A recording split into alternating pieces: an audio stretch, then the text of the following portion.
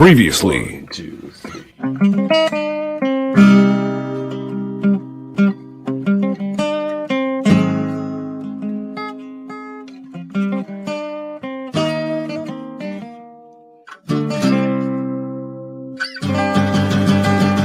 X-Rated, the X-Men animated review show. We're back, baby.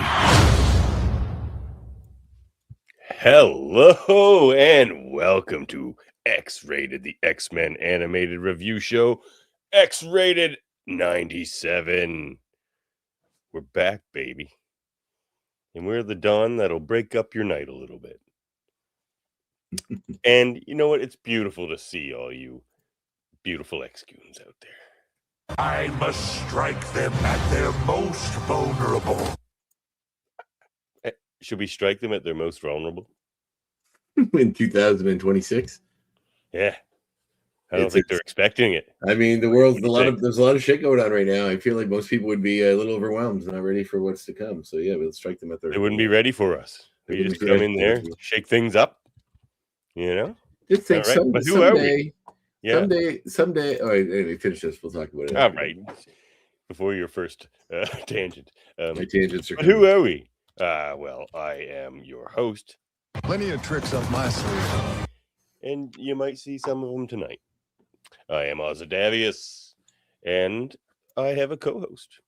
Together, we're unstoppable. Aren't we, though? Aren't we? We're still here. 200 episodes later. This is 201.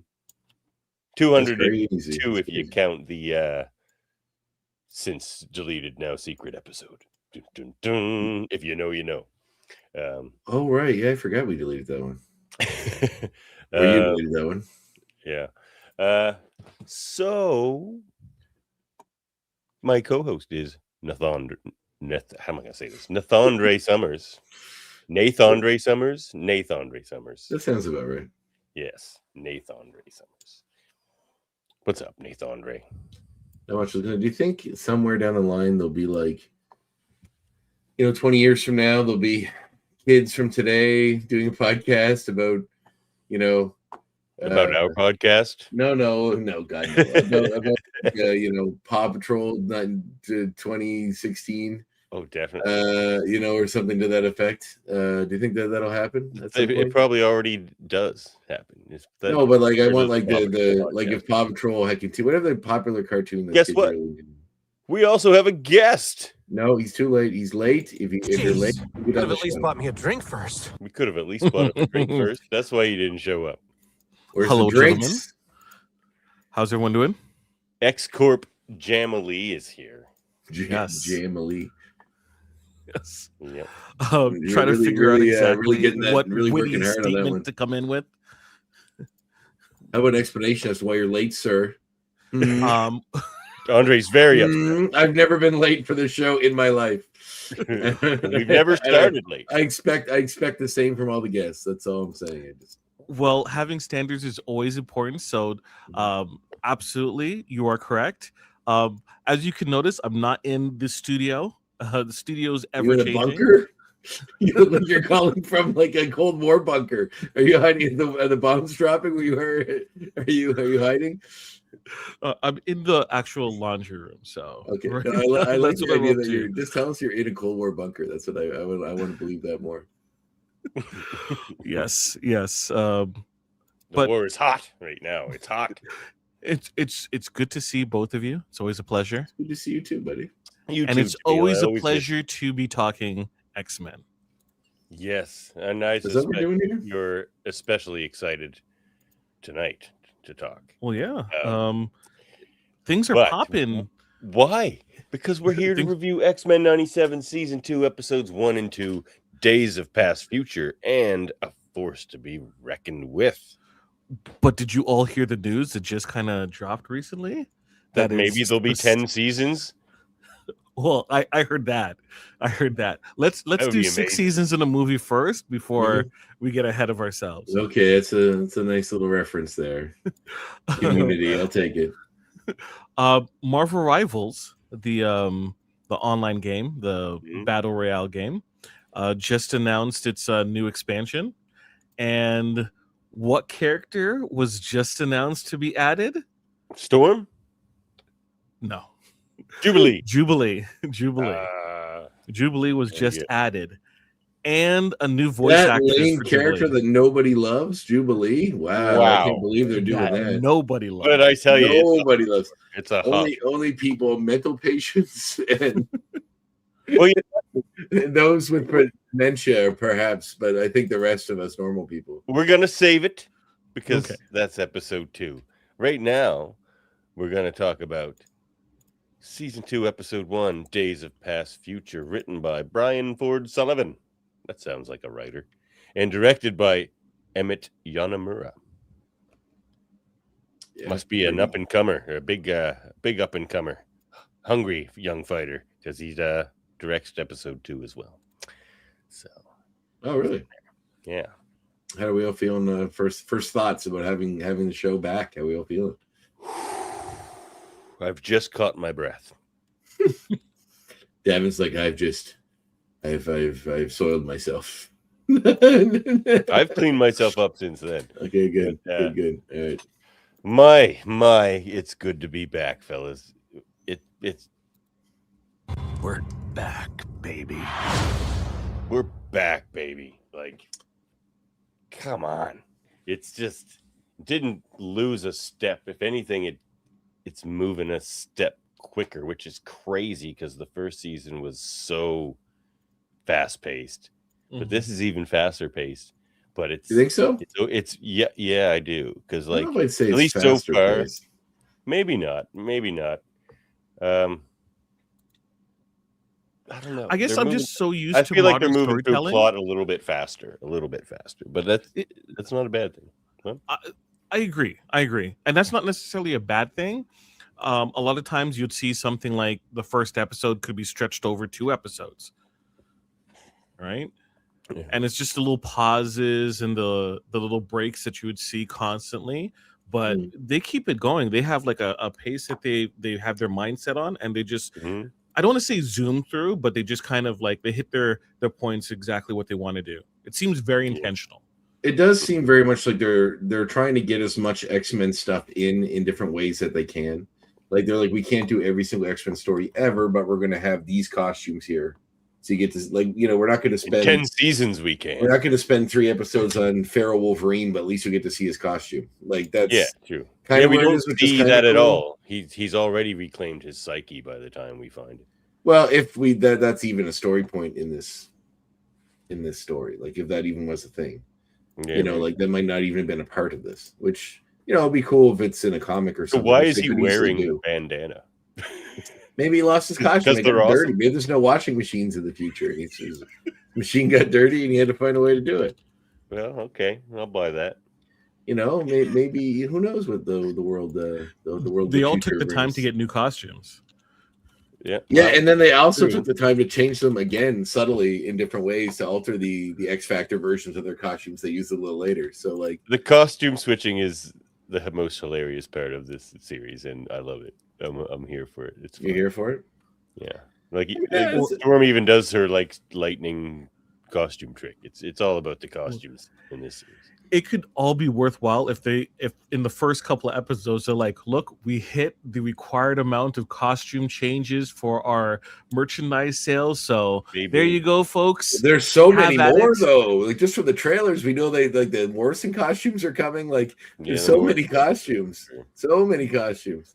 They're like look, leave us alone in terms of the story. You'll get your toys.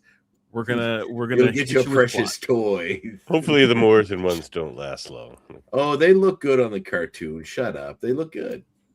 They look pretty good on the cartoon. They do look pretty good in the cartoon. They're still just like the X-Men all do their own thing. They don't all just wear black leather together. Need puffier jackets. Needs to be puffy. Yeah, the jackets aren't. They did slim the jackets down to make them less puffy. That's for sure. A little. They're still pretty puffy. But I'll be curious. I don't think I saw Wolverine in his, so I think it's only like Jean and. Actually, it looked like Rogue had one too. So, which we didn't really see her ever in one. I think we do see her in one of the images. I do believe we see her in. No, I mean in the comic. She wasn't on that team. I don't remember her ever putting on. She wasn't. No, but it looks like they made a version of that costume for her. which is cool. Yeah, very cool.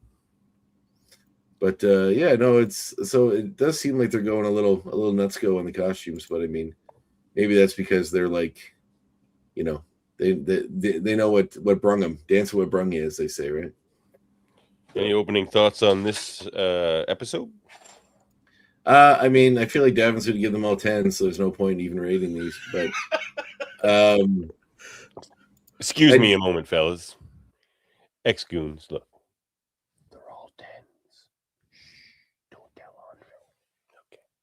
You know, I could hear you and see you What? while you did that. You poor. Like, it's not that I'm bothered that you love the show so much, because it's great. It's endearing. You love this show. I understand. But as a show that it offends me as someone who's kind of a critic, I guess, as we are supposed to be, is that you find, like, you know, in a way to criticize, you need to have a benchmark of quality. And if everything I do, and what if I told you I can never find a reason to not our amps don't go to 11? You literally said during our debate that there was a lesser worst episode of the season. You can't say that in Thrill Things. You can't. Let's try to just be a little discerning here, just a little. That's all I ask. Just a hair, so that maybe if there's a 9, if it's all 10s and 1 9, that 9 could be your worst episode, and then still it's great, but you know, worse than the others. You see what I'm trying to say here? Am I crazy? I feel like I don't get it. I feel like really I'm got to in Zoolander when he's like, they're the same look. Am I taking crazy pills here? That's what I feel like sometimes. I love you dearly, Devin. That's a good reference. You like that? That's funny. Yeah. We're but going it's on older than my 6 seasons reference, though. It is. Yeah. Zoolander's 2001. Really? That's that old. September 11th. Wow. Okay. Wait, September 11th, 2001? That's when Zoolander came out? That weekend, I believe. Yeah. Wow. Wasn't that on a weekday though? Well, I mean, the weekend of September 11th. So how to do in the box office?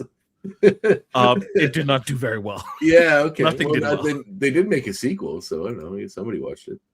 Well, it became a cult hit. I think maybe this sums up your view of my ranking system. It's hard to believe. Yeah.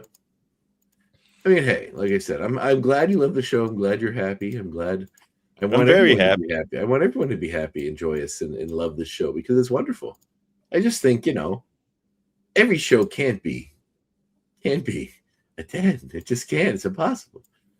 Maybe this is the first thing. I love Breaking Bad, but not every episode is a 10. There's 1 or 2 ones that aren't as good as others. I don't even think the first episode was a 10. Yeah, because you live in a very morally, you live in a world of blacks and whites, Devin, which is fine. I'm glad you live there. A show like this is perfect for you. You're playing a dangerous game bringing up Breaking Bad. I know, but Jaemeel might go off on it worse than me. This is not the defense of the Breaking Bad podcast. No. But this is we enjoy X-Men, some with varying levels. No, I love it. I love the show. It's fantastic. Varying levels, though. Not for you. You can watch Andre discern it and say, I'm going to give him all 10. I'm really going to flip the script and give him all 10s this season. Yeah, that would be great.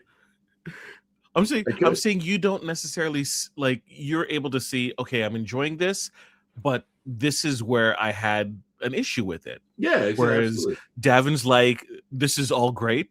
The issue I hear you say, and I slightly disagree because I find no fault in it. So we'll see what happens. We'll see what happens. Hanif says Beast, Rogue, Bishop, and Polaris have new costumes too. Yeah, it's cool. Yeah. It looks like they, like I said, it looks like they do pay some homage to all of that. So. Oh yeah, because Polaris gets into her traditional green rather than that X Factor coat. Yeah, so you know, there's lots to be enjoyed, lots to be mined here. It's a very very cool. Like, it's a great setup. It, like I said, it hits the ground running. It certainly leaves you with a few, you know, like they don't stop to explain every little thing. And they don't really have to because they're assuming you know most of the things that they're referencing, which as a decent X-Men fan or some kind of a comic fan, you probably already do. So the need to get into all that maybe isn't necessary, which is good. Like it doesn't bother me. Like you don't need a refresher course in who Rama Tut is or who even Ascani really is when they reveal that. So, and I'm assuming that there's going to be more of that coming down the line, especially if they want to do 10 more seasons. This is a 12-season show. They're going to have a lot of time to mine some of these things, these little, crumbs they drop behind. My theory on the 10-season thing is I think what they're going to do with the MCU X-Men is try to not use any pre-existing storylines at all. I think they're done with that. And they're just going to try to do completely new stories. That's what I think. And so they're just going to use up all the pre-existing stuff in this show. That's what I think is going to happen. I disagree. I don't think we're going to see Dark Phoenix again. I don't think we're going to see... We might not because that one's been done a lot, but... No. I don't think they're going to do Dark Phoenix. I think you're going to see more obscure, grounded, a lot of storylines with that one, or crossovers. Anything that they can do that they can cross over with Avengers or Fantastic Four or the Cosmic series, they'll do those ones, right? But the rest they're of the definitely time, doing a Shi'ar movie. Yeah, there's something. Cosmic is going to be right after the Mutant Saga, so I just think that they know that people have seen it repeatedly. So at this point, it's like, okay, what can we pull that people haven't really felt? And there's a lot of material that they haven't really touched upon in great detail outside of the animated series. So why not? Why not? Okay. Well, they're not going to do Operation Zero Tolerance. There's things that are automatically. Which would have been a great movie, though. It would have after maybe 2 movies. Yeah. Have him building the stage. Anyway, let's fire it up. I'm the one who does this. You don't bring this on the stage. All right, hold on. You don't get to say things like that. Yeah. I'm not ready. I want to talk longer. No, it's good. All right. Let me get it by the screen too. Well, fine. Look, you guys want to see my new piece I picked up by friend of the show and friend of us all, Dave Cutler? Friend of us all, friend of humanity, David Cutler. Yep. Mm-hmm. Isn't it a great Wolverine, though? Man, it is. Where did you get that? Did you just order from him online? No. Glenn, who's going to be on your show when it ever comes back, was selling it, and I was just like, man. Oh, really? Where did Glenn get it? From Dave at his con, probably. Wow, that's cool.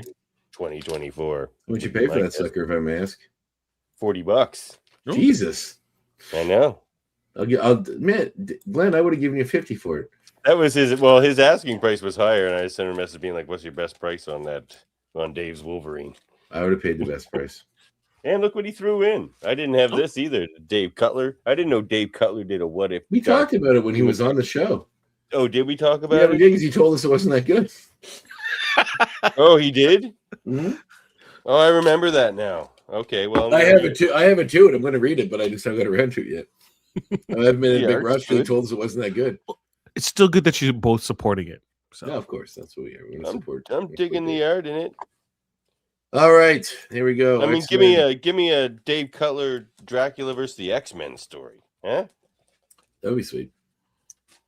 So we get another intro with a subtle variation to the previous one. We see Storm's hair is back to her normal type, no more mohawk. We get references to some of the previous season as long as all the other ones, which is pretty great. I don't know if we need Magneto to be on the other side anymore. It doesn't seem like they're enemies. I mean, maybe the show will go somewhere else, but anyway, we see. I think we know where it's going. Yes, we'll talk about that at the end.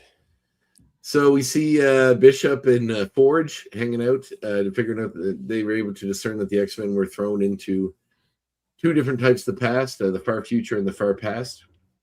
I must say, remember how I was hyping up how excited I was about this kind of duo, this little buddy cop Forge, which we've seen before. Yeah.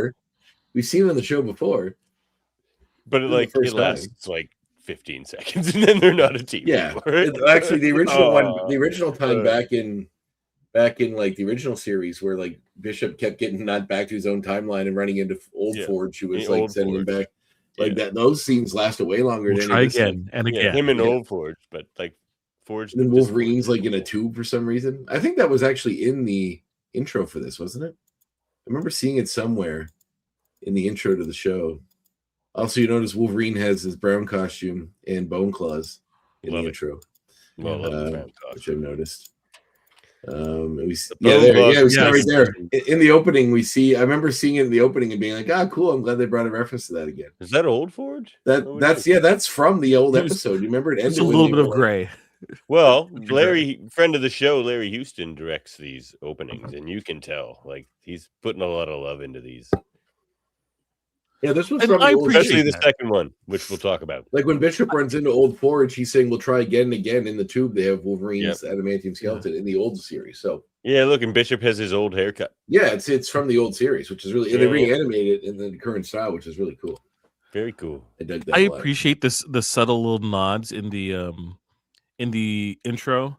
I am one of those anime fans, so whenever they put those touches, I love different intros.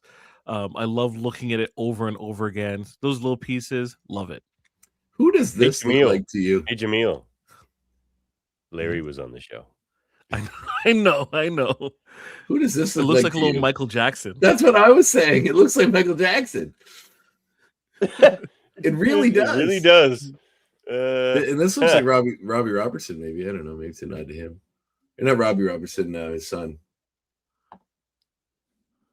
This looks like Vandal Savage, which is a DC character, but I wondered if there's something hidden in there with that character. We'll ask Larry if these are actual characters. He says we can ask him anything we want.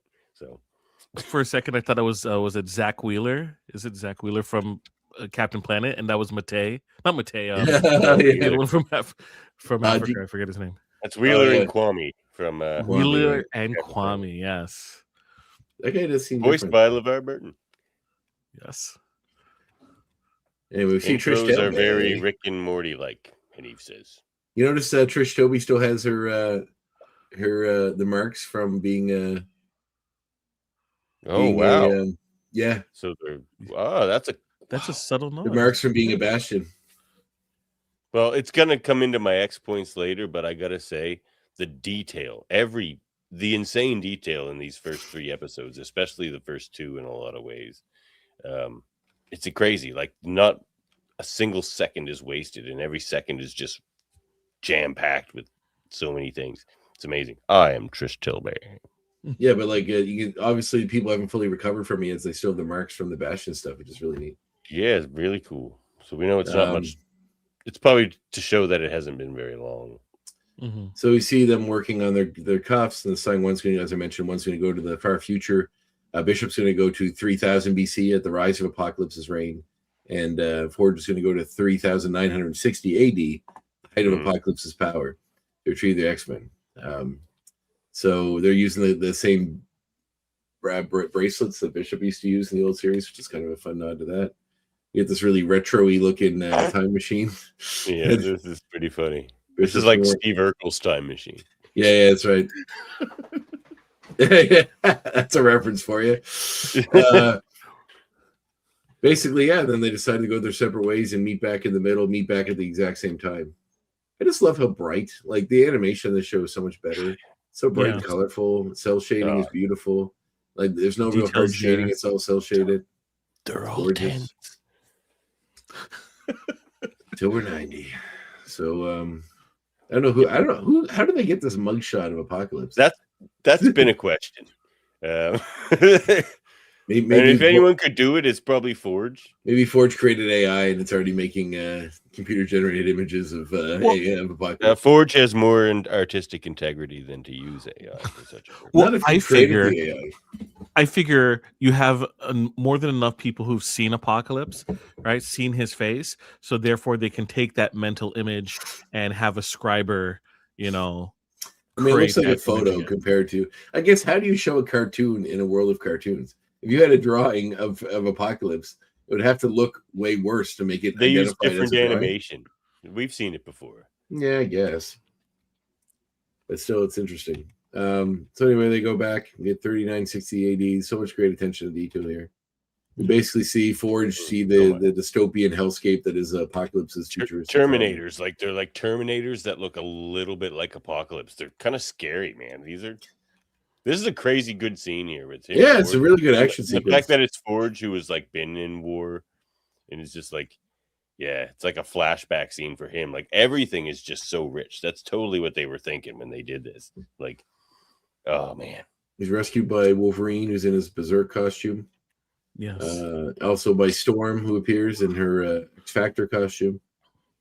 As well as I don't know, like I don't remember Storm's eyes being so. She has blue eyes. I know, but they never see. I guess it's strange seeing them so much. It felt like in the old show you didn't see them that often because their eyes were white a lot. Yeah, in the old show they just didn't have that detail. Yeah, it looks good. It looks definitely always been a thing. Yeah. Nice reuniting between Forge and Storm, who we've established they've been in the future for several months at this point. Yep. Which is good to know. They're a great couple. They're a good couple. We do see Morph as well in this sequence, not in this moment, but Wolverine keeps forgetting that he doesn't have adamantium claws, and it's kind of brutal, and he'll just break them off and scream, keep fighting.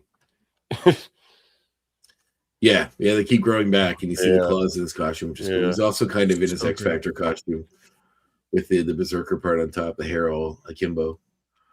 It's cool, man. Some really cool designs.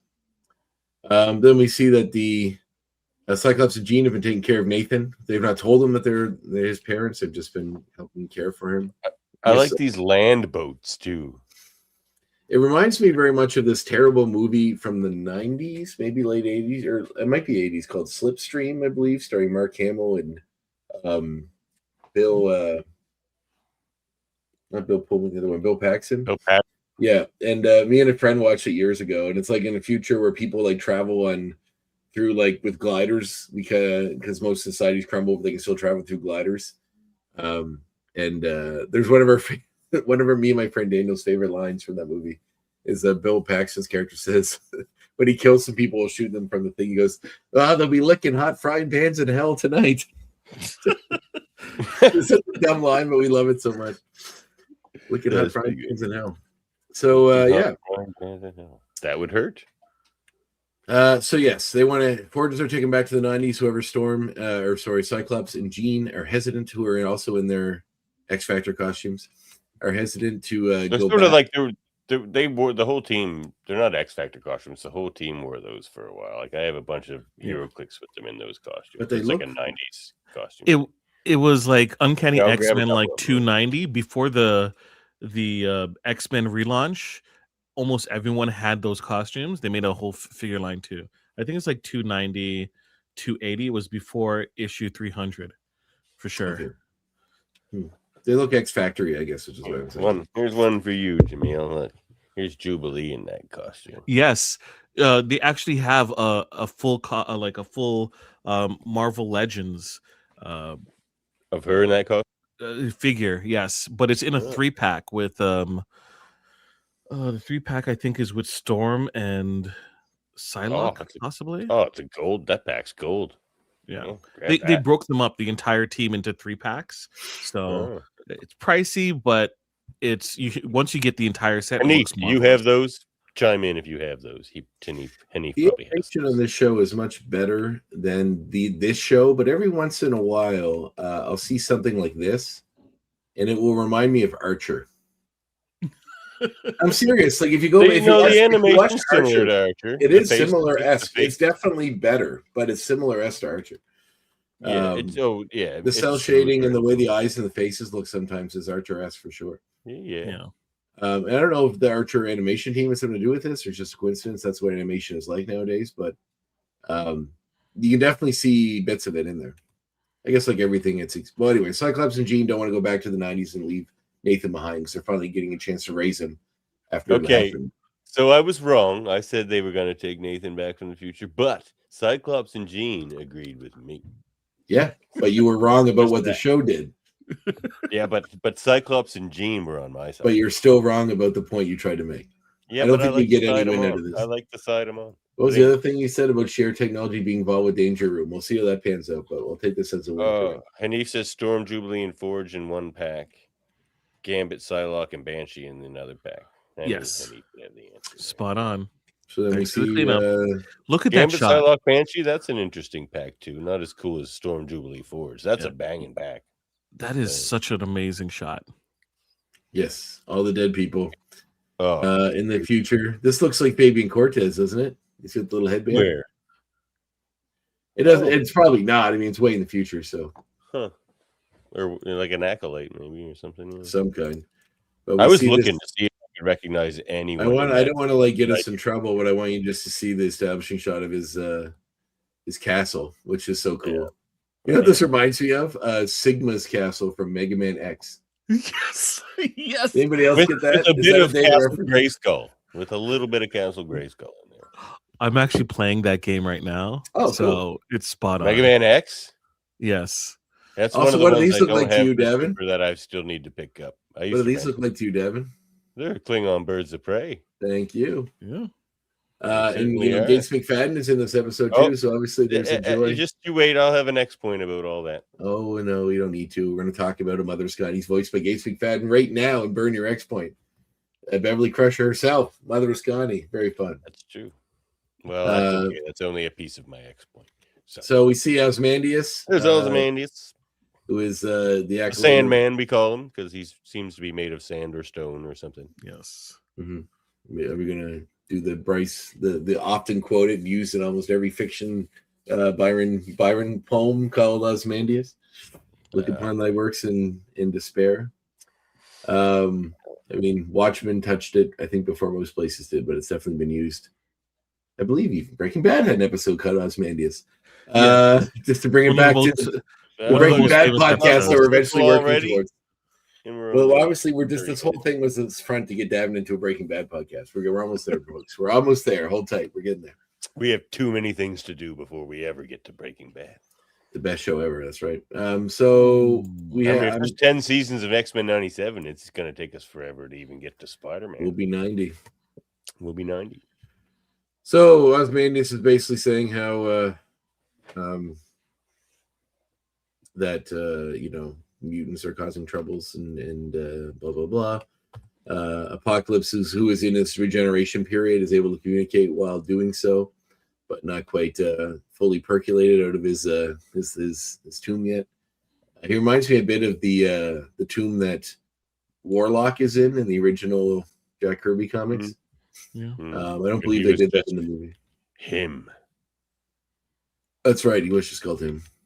So basically, he's leaving Ozymandias. Basically, he says that they found a vessel that could be the ultimate. And then they made a female Adam Warlock, and she was her.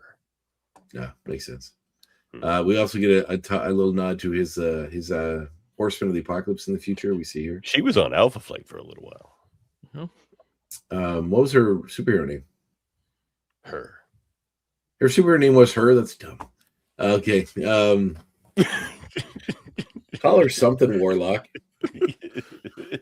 Anyway. She-Lock. Yeah, there you go. Perfect. She-Lock. Not every female superhero needs to have she or woman in their name. Yeah. But whatever. And there's the Four Horsemen who yeah, I was just saying that. And he reminds me where Ichasumi, Jubilee, who's my favorite with the drum. It's a cool image. And Decimus and Sanjar Javid. They're all pretty cool horsemen. They were they're the final horsemen in was Rick Remender's X-Force or something?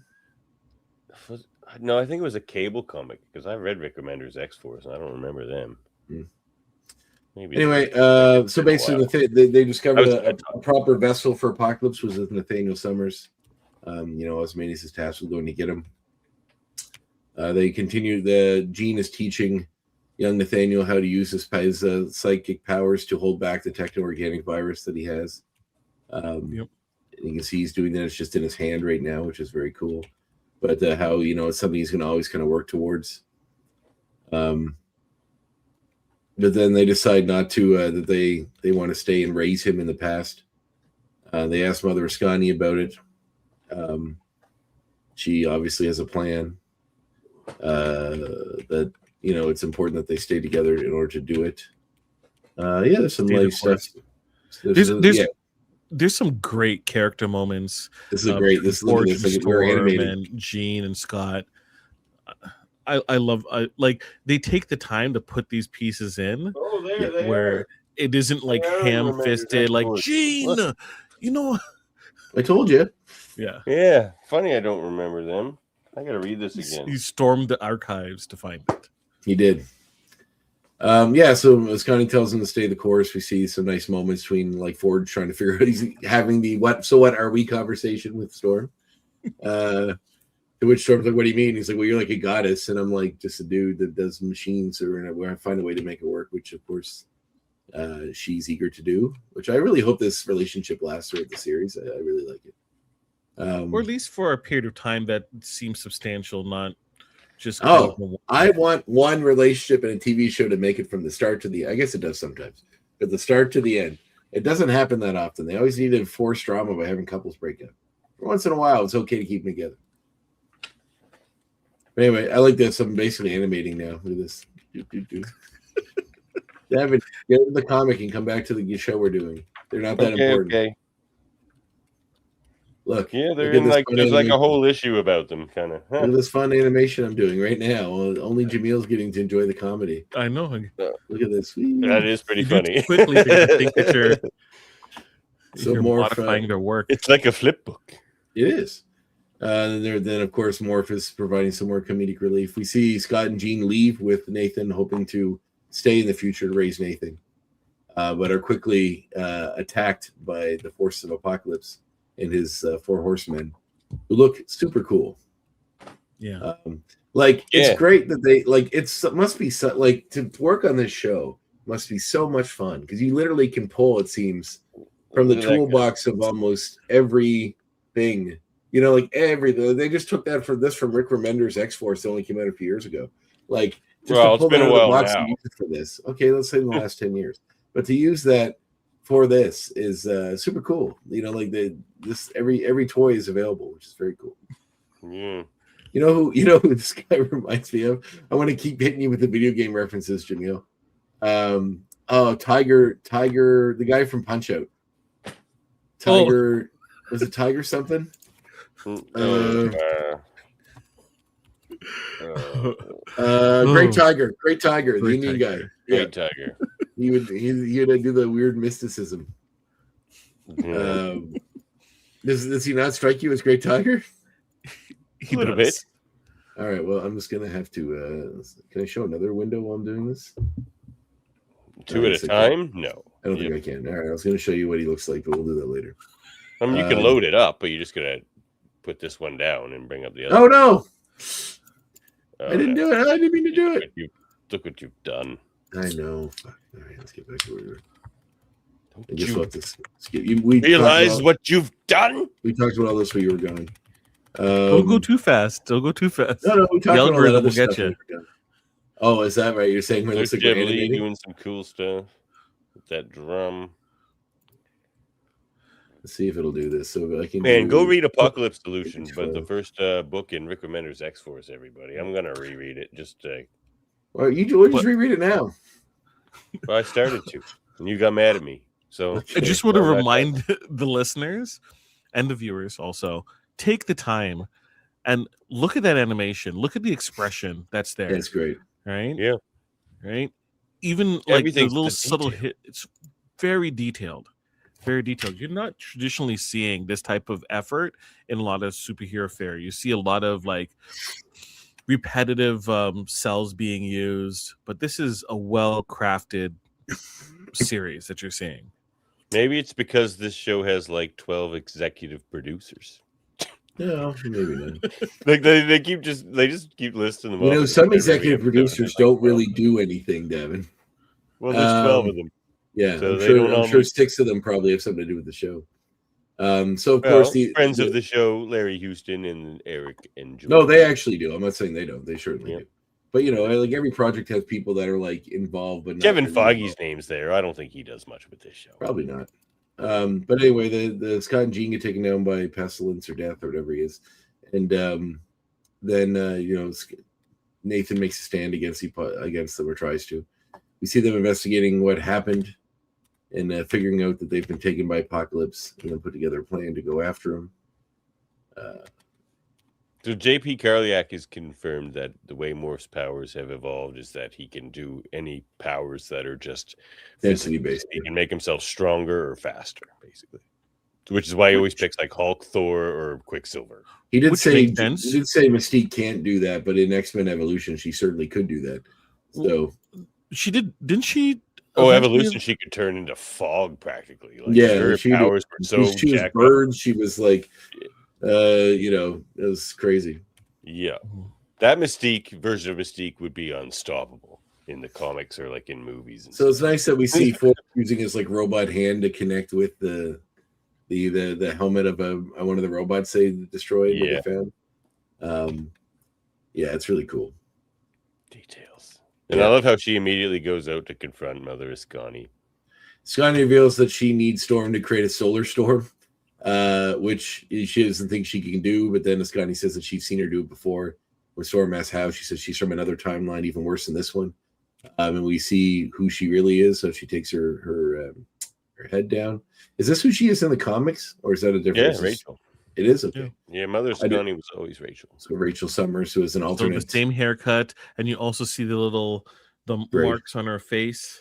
Yeah, Right, that from when used to she work. was the Hound. When you see her eyes when she's talking, and it has the Phoenix in it, which is cool.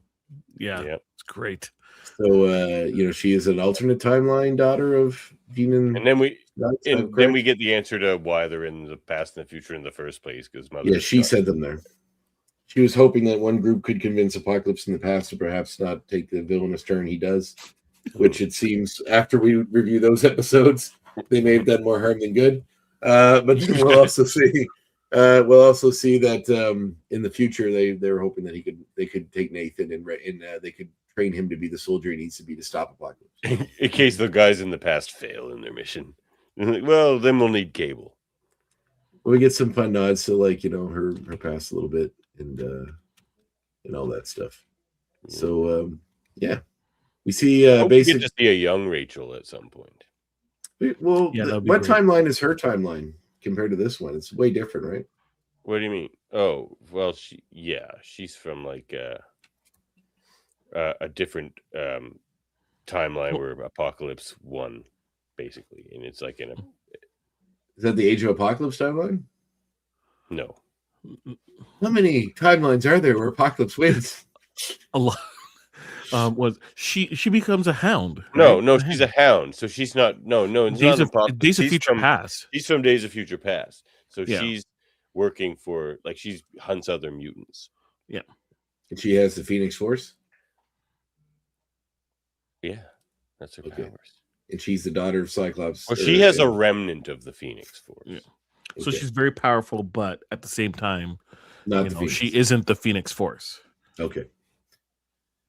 All right. So we see Scott and Jean and Nathan are all captured together, and Jean's able to help Nathan control his No, powers it's enough. not Days of Future Past, Jaemeel. I don't think it's a different one, but it's like that. You have the internet at But- your disposal. You can click it into a window in front of you and discover where she's from.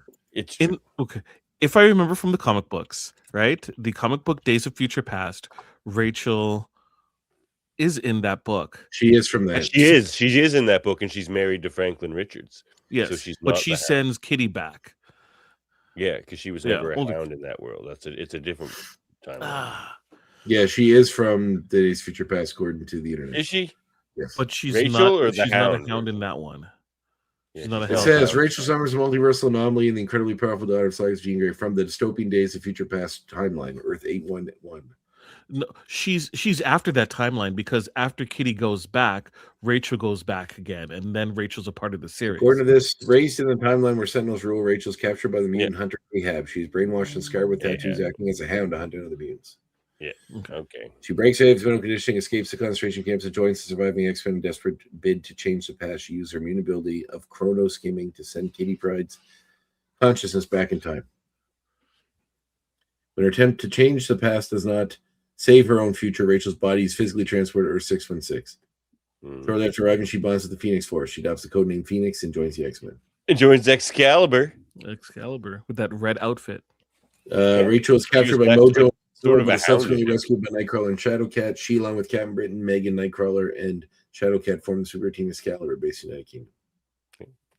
And that's the first 25 issues of Excalibur, at least, are awesome. Rachel travels through distant far future timeline to safeguard her infant brother Cable. She founds the clan of Scotty and takes the name Mother of Scotty into a post-apocalypse. She dies in the future, but not before drawing the minds of Scott and Jean into the future to help raise Cable. It's also pretty, after they get married. Cyclops and Phoenix, which I've recommended before. But we're going to talk about that probably again. I think we should review that one after this season, actually. After Cable defeats the villain Gaunt, Rachel is freed from the time stream and returns to present day. She rejoins the X-Men, briefly takes up the Marvel Girl moniker, and spends time in space with the Starjammers. Then in Krakoa, she was operated as Prestige. Rachel plays a prominent role as Krakoa alongside her family. Yeah, I didn't like the name Prestige. It's not a bad name, actually, but she rejoins the relaunch. Yeah, for her, why maybe is she not. Prestige? Is she prestigious? And then, as of now, kind of. She's like from her family. She rejoins the relaunched X-Factor as investigator and uses her Chronos-giving powers to investigate mutant murders. Is where she's at now, apparently. All right, I do like the idea of X-Factor being like a mutant solver, or like a crime-solving book. Everyone on the internet keeps calling them Ice. That's funny. So they in order to escape, they need the technovirus to extend up Nathan's arm to the bounds that are holding him, which he's able to use let his powers let it slip enough so that it extends, and now he has a forearm of metal. So it explains why he has a metal arm in the future. We're getting there. I love this scene. He's just like, your mother is the most psychic of unrivaled power, and she's in my optic beams are unstoppable. Just like the first episode of season 1 of X-Men 97, we need a scene of Storm being incredibly powerful, which we see her basically cause a solar storm. Yes, we need one every episode. We didn't get one in episode 2, but it's still great. What this is amazing. This is amazing. Is it not amazing? There's comic precedence here too. I just don't understand why Storm should not defeat every villain they ever face for the rest of the time. She's an Omega level mutant. Her power has no I figure there's also consequences for doing something like that on a global scale. Oh yeah, that's why she doesn't use her powers a lot of the time and is so even-tempered all the time, because she can just destroy everyone all the time. So Storm, we see our goddess. Basically a big old fight between the Horsemen and the remaining X-Men. I love when she's doing that too, though, and Forge is just like, by the goddess. Yeah. We see Cable starting to take on some of his soldier-like personality that he comes to. Wasn't that pretty great, though? He immediately picks up this giant friggin' cannon and just shoots it. Yeah, he's Cable already. He's such a 90s character. Even this, like, just guns and pouches and every version of arms. You just should have seen tons of pockets start appearing.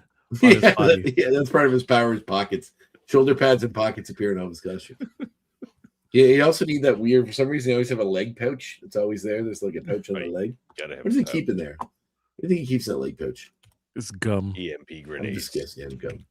So we see the big old battle, in which Ozymandias informs him that the X-Men are breaching, and Apocalypse is like, the X-Men have gone too far this time. I'm going to go back and stop going them. to the 90s. Back to the 90s. You need that for the advertisements for the show.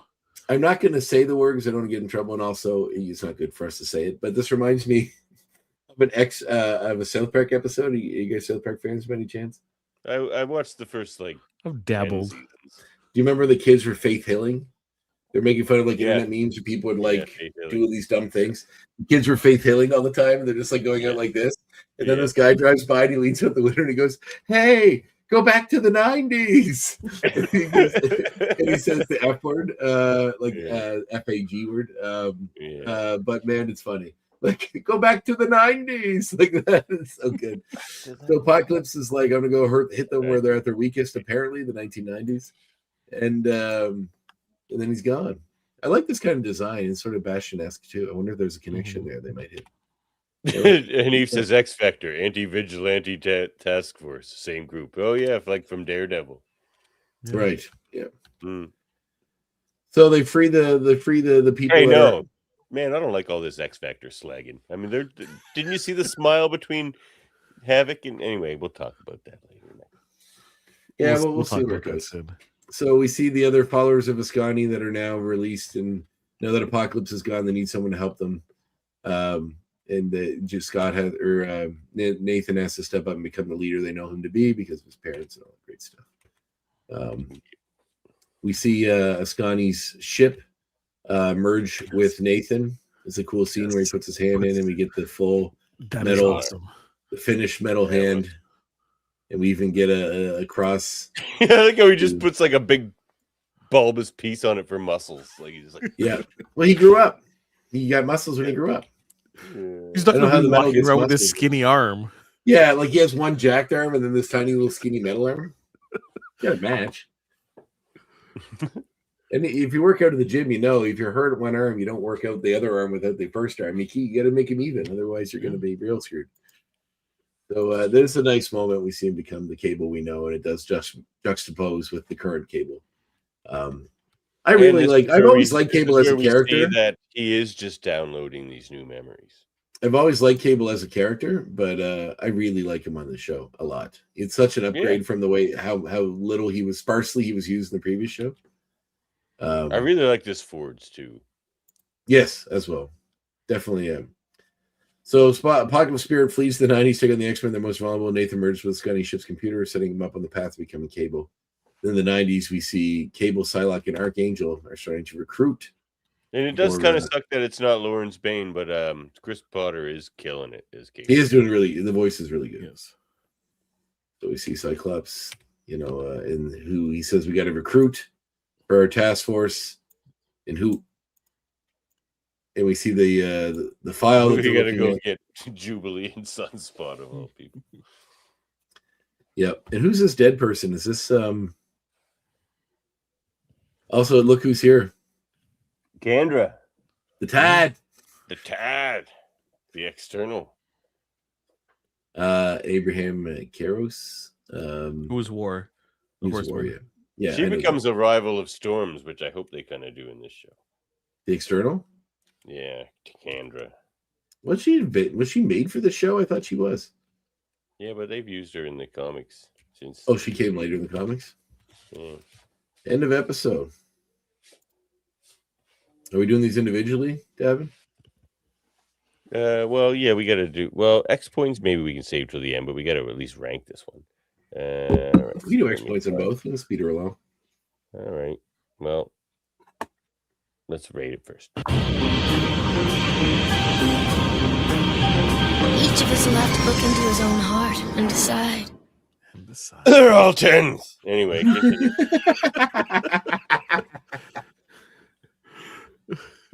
I mean, it's great. I'll give it a 10. It's a great episode. Fantastic setup. Really fun space. We get all the good stuff. It's a 10. See, now I feel pressured. I feel pressured. The moment that you give a 10, like I'm gonna be contrarian for no. I welcome this. I want us to have a discussion. So we can yell at you. No, I'm just kidding. I'm kidding. This was just the episode that made me cry, though. Like a lot of the parenting stuff. I felt there was a bit more of that emotionalness in episode 2 of that. I felt when they say goodbye to him and he sends him back to the future. I feel like that gives you a little, or back to the past. That's good. I feel like that was a little more emotional than this one. Look, I knew I was always going to put this one as a 10. It was a fantastic episode. I was just calling out the situation. I was drawn into. Well, like I said, you're always welcome to dissent. It's fine. I do all often. Don't worry. We keep talking about Breaking Bad. There's going to be some disagreements. No, it's all good. All right. You don't need to argue about other shows. Let's argue about this one. Not today. All right. Yeah, no 10. So Davin, you said 10. We're all 10s? X points only 7.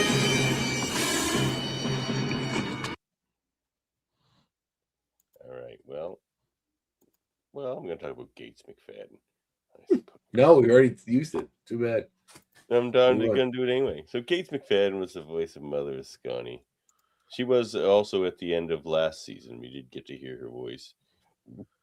And she was, of course, Beverly Crusher on Star Trek The Next Generation and several movies. And the series Picard.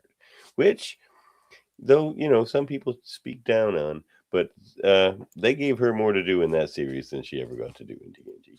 So she's also a very good dancer. a very good dancer, and also was the choreographer of Labyrinth, the movie. So Which she was Gavin and I responsible watched for recently. When David she's a Bowie's choreographer, thrusting into my screen. she goes as Cheryl McFadden. Cheryl McFadden. Rest assured, that is Kate McFadden. Yep. All right, on to you, Andre. On to me.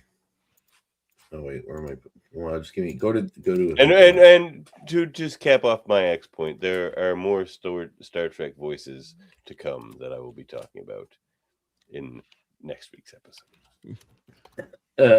Jubilee, go ahead. I just Laying gotta find claim my to notes. that point too. Oh yeah, that's right. Jubilee, go ahead for your point because I need to find mine. I closed that window down.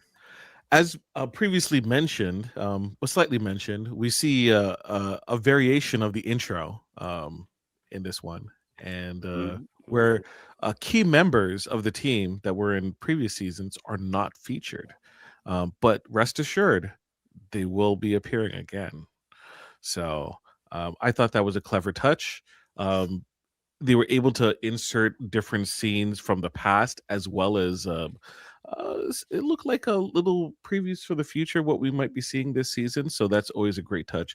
Changing intros to match up what is we're going to see is always a great opportunity to kind of set the stage and set the tone of the show. So I'm always a big fan of it, and we'll see maybe in the next episode how that plays a really good part in kind of describing what the different characters. Yeah, I thought that was great. Where their thought process is, and how things have changed with them as well. Yeah. Well, I can't wait to talk about that. I was going to mention the costumes that Morph wears. It looks a little different. Looks like the training outfit is what it said online that the X-Men use. Was that accurate? What, do you have a picture of it? You only see it briefly in the show. Anyway, in the Exiles universe, he always has Exiles. It looks more closer to that. More Exiles costume. Okay. Does he have a cape? Kind of like that's probably the Exiles. Which is a good source to pull from. Oh yeah, he wore more purple in that too. All right, that's where they first started using that completely like blank white face for him. Yeah. So they're definitely that. Wait, shoot. You got an next point for us there, Andre? You want me to move on? That's what it was. More costume. Okay. Cool. All right. Well, my next X point for this episode. Oh, I had it.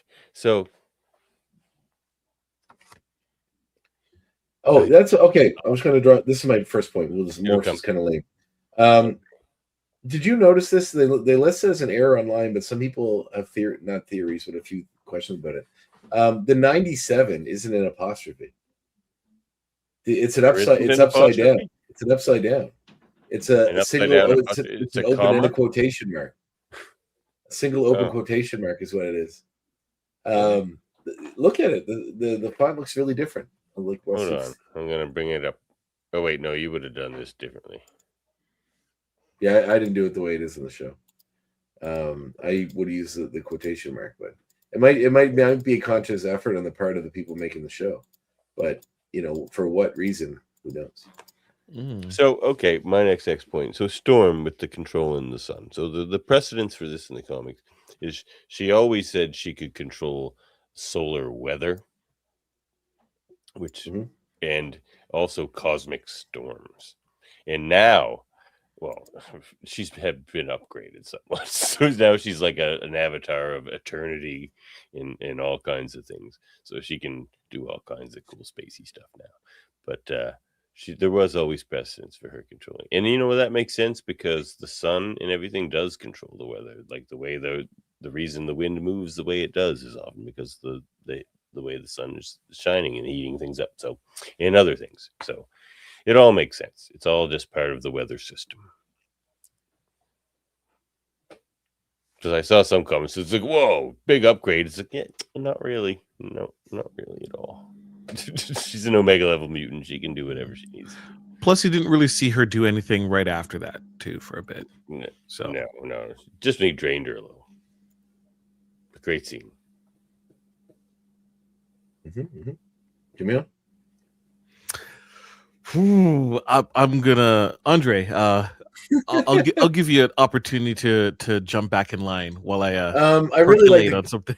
the color palette on this show is really cool. I mean, I know like the simplistic colors of costumes all their own thing, but in the future, it's all like even though we don't really get the Age of Apocalypse future, which I really want to see in this show, maybe we'll get it later, or in some other way down the line. But the colors of Apocalypse is like the future of his cities, his things. It's all purples, blues, and match kind of his Age of Apocalypse coloring, which is kind of neat. I think it was kind of like when you show the bodies in front of it, and then his whole tower. It's all sort of colored in the same sort of color scheme, which isn't necessarily the gray future that you usually see in these dystopian things.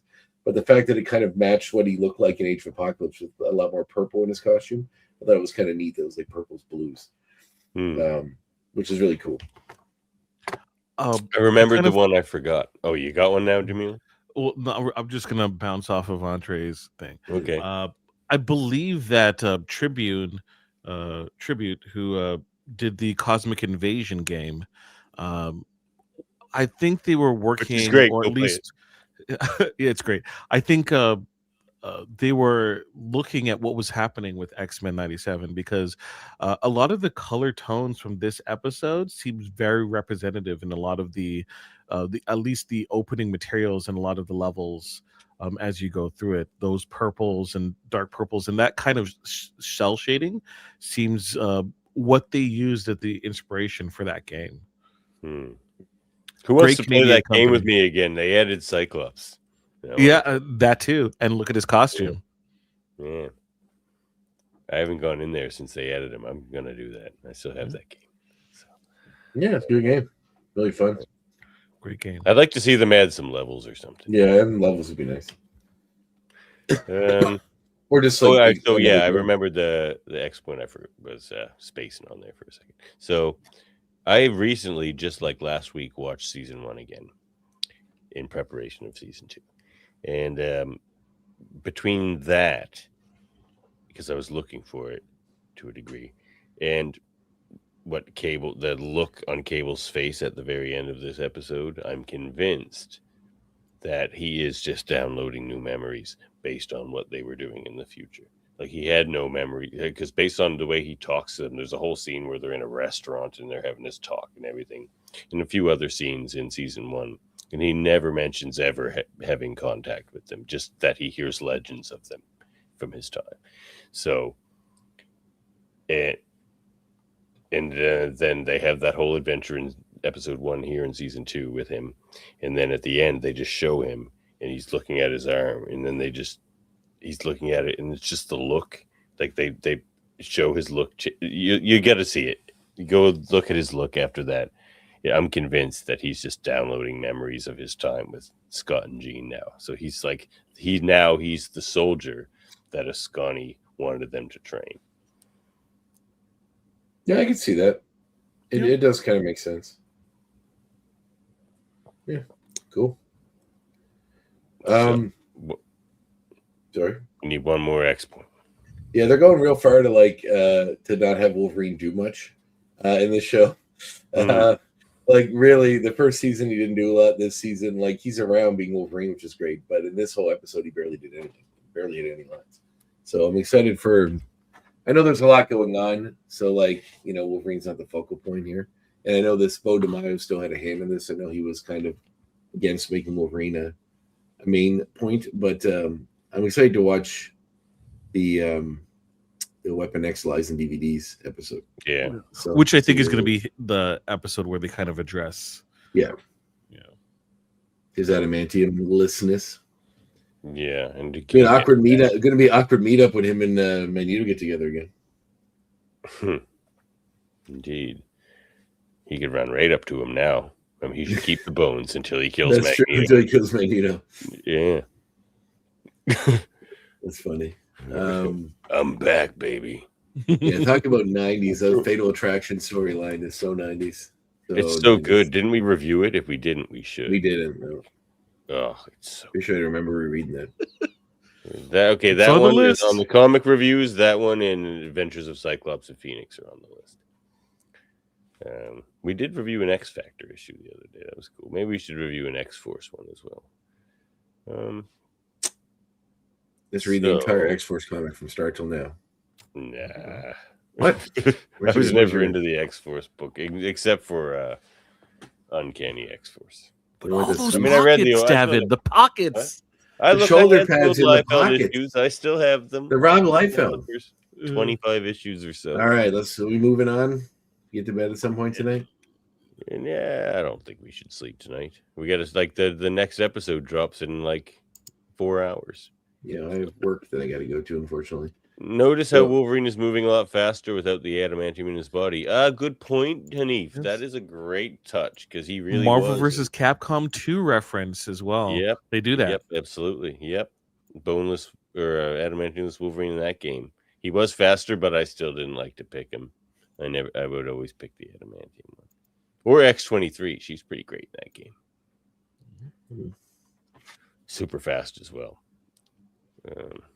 Yeah, all right. So there we have it, all 10s. Let's move on to the greatest. I mean, I wish we could just play it, but we can't. But like the intro, the intro for it. I don't know why we can't. I'm pretty sure they've played it online. Like you can watch it on YouTube. Yeah, but like online and on your podcast is a different thing. Like really? Yeah, I mean, we got in trouble. Did we get in trouble for showing like a trailer? We've never gotten in trouble for anything. Like I said, I think they like. We never got in trouble when we showed a trailer before, right? No. I thought you said we did. No. We've gotten like we used to get like copyright strikes when we would play clips from the Japanese version of the intro. Just even the audio. We would always get stung for that. Really? Yeah. Well, Japanese music companies are very litigious, so that's true. They protect well-known Japanese. There you have it. So back to 1997. This is episode 2, of course. We see a group of mutants trying to escape. But let's talk about it for 1 second. The intro, the X-Force. We're coming to it. Let's talk to it when we get to it. Not yet.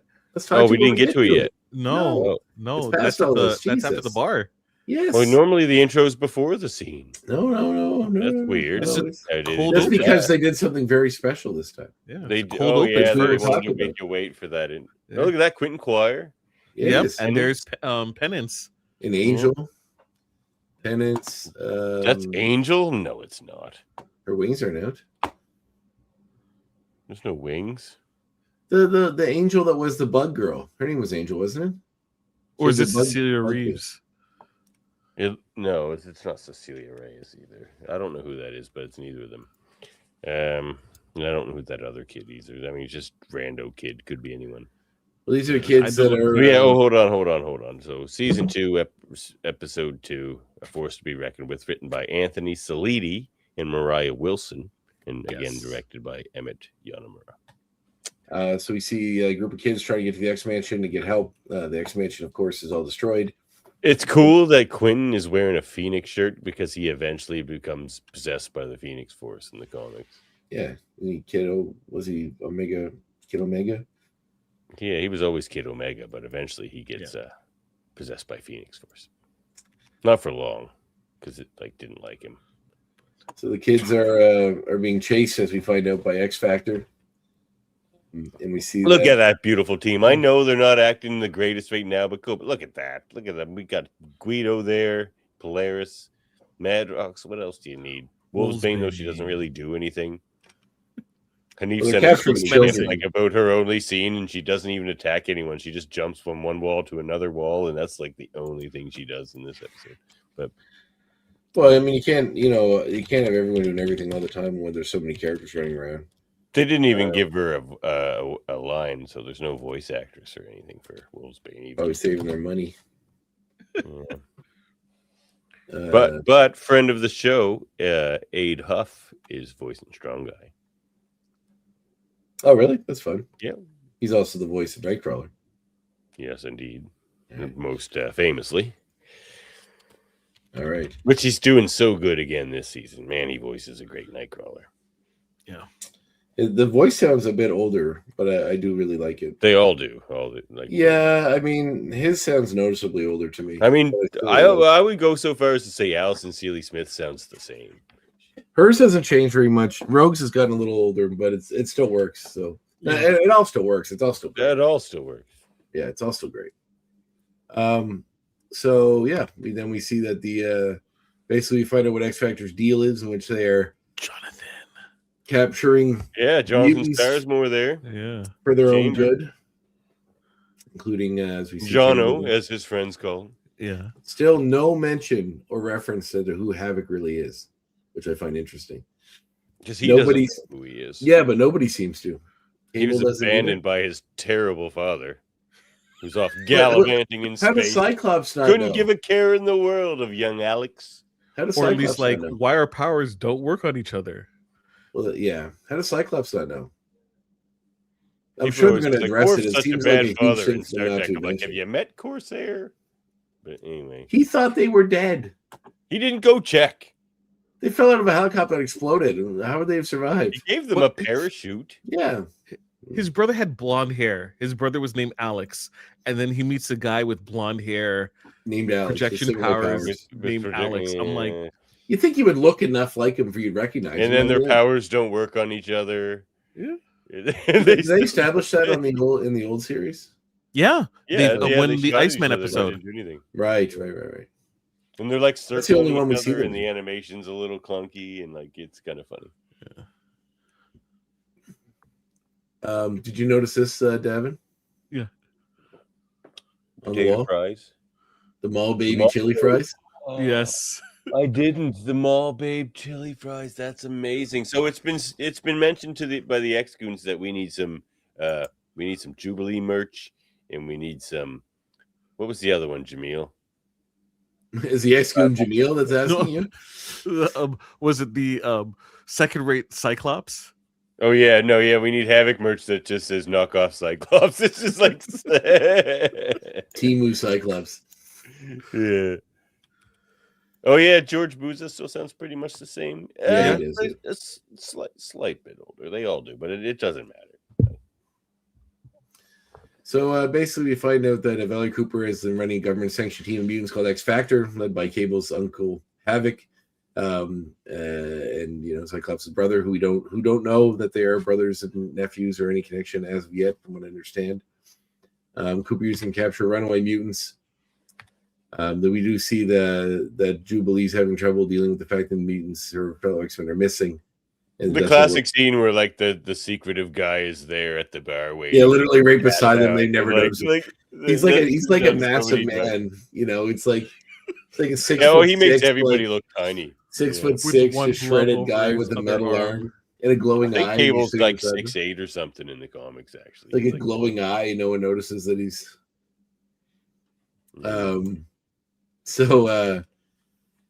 Yeah. Then they meet Cable, who wants to recruit. them for Notice X- no one ever calls like humans or whatever. Even never really called Gambit out on his red eyes.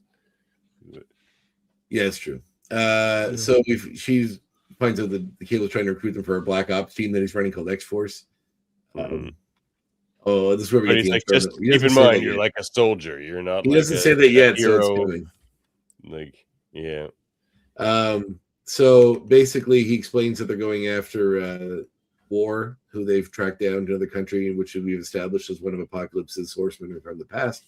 Yeah. As we remember seeing him old in a previous series. episode. And don't forget about these guys, too. Yeah. He had the clap power. He would like fly up and just clap at you. Were these guys on the show before, too? Who's They're in that? the- Well, that's Caliban. Yeah. We saw Caliban as a Morlock, but like, no, not in that. Is he a horseman? Was he like that in There's that only 3 of future them. episode? There No, was I that don't think they're one horsemen. future episode. It sounds like they're going to be featured in the show because they're in the intro of this one, as we're about to talk about. Those are the hounds. He was Yeah. a hound. Okay. So those are like, but you don't see Rachel there. She's not there as a hound. I looked at the picture to see if she was there. So we see people connected to Apocalypse. Fabian Cortez, you notice him up in the corner?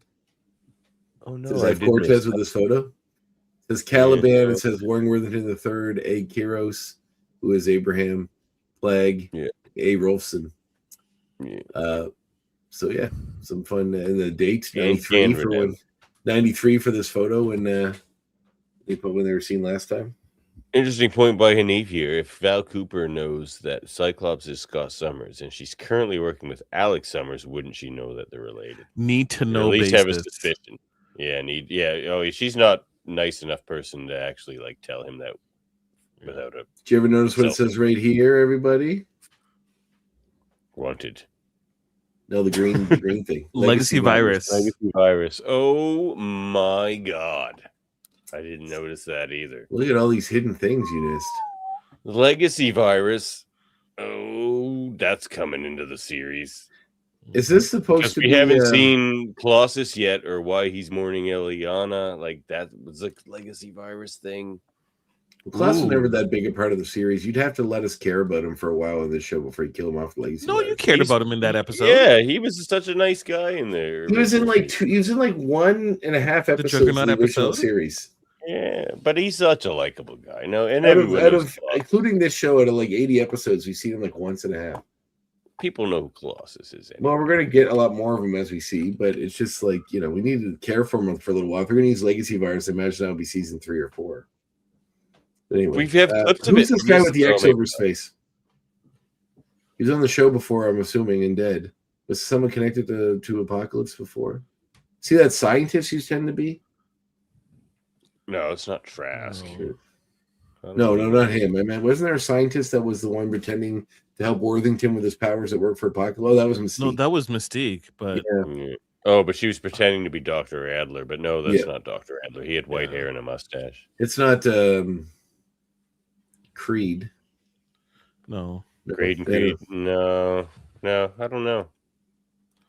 I like Cyclops use, or I'd just like to point out that in X-Force, the badass uses a straw, which I find very funny. No one like I use straws. I'm not shitting on people using straws, but like you can never have a tough, serious conversation when you're using a straw. You'd be like, and then we're gonna find Apocalypse and we're gonna kick his sorry ass. He's trying to stay under the radar and be But then he's casual. also playing with the straw too. That's gonna squeak. It is gonna squeak. Squeak. Underplay his whole series. Look at him. He's They had to yelling. put the squeaks in. That would have been hilarious. Look at him going. Look at him going. He's yelling. He's squeaking my straw. You and your flip books. All right. So, and then Jubilee asks, "What's the name of this team?" And then he says, he my goes to God. respond, and we Oh, get here the it review show. comes. Do you want me just to play it? Do you think we'll be okay? I mean, I think Larry likes us, but like, I don't think Larry has a say in the litigiousness of Disney, but let's just play it. We'll get a cease and desist if they have a problem with him. Just the intro. So yeah, it's the whole X-Men intro redone with X-Force, which is fucking. Larry had a ball here. So pause it for a sec. Yeah.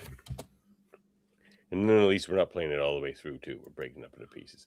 Oh no. Larry hinted this when he was on the show. Do you remember? He told us he was gonna. He said there's a different intro or something. Didn't he? He said he's just wait for it. He's like, I did something with the intro. And he's like, you'll know it when you see it, kind of thing. And like, this is it. Yeah, we definitely saw it. It's Larry, amazing. you killed it, buddy. This is fucking cool. Dude, it's amazing.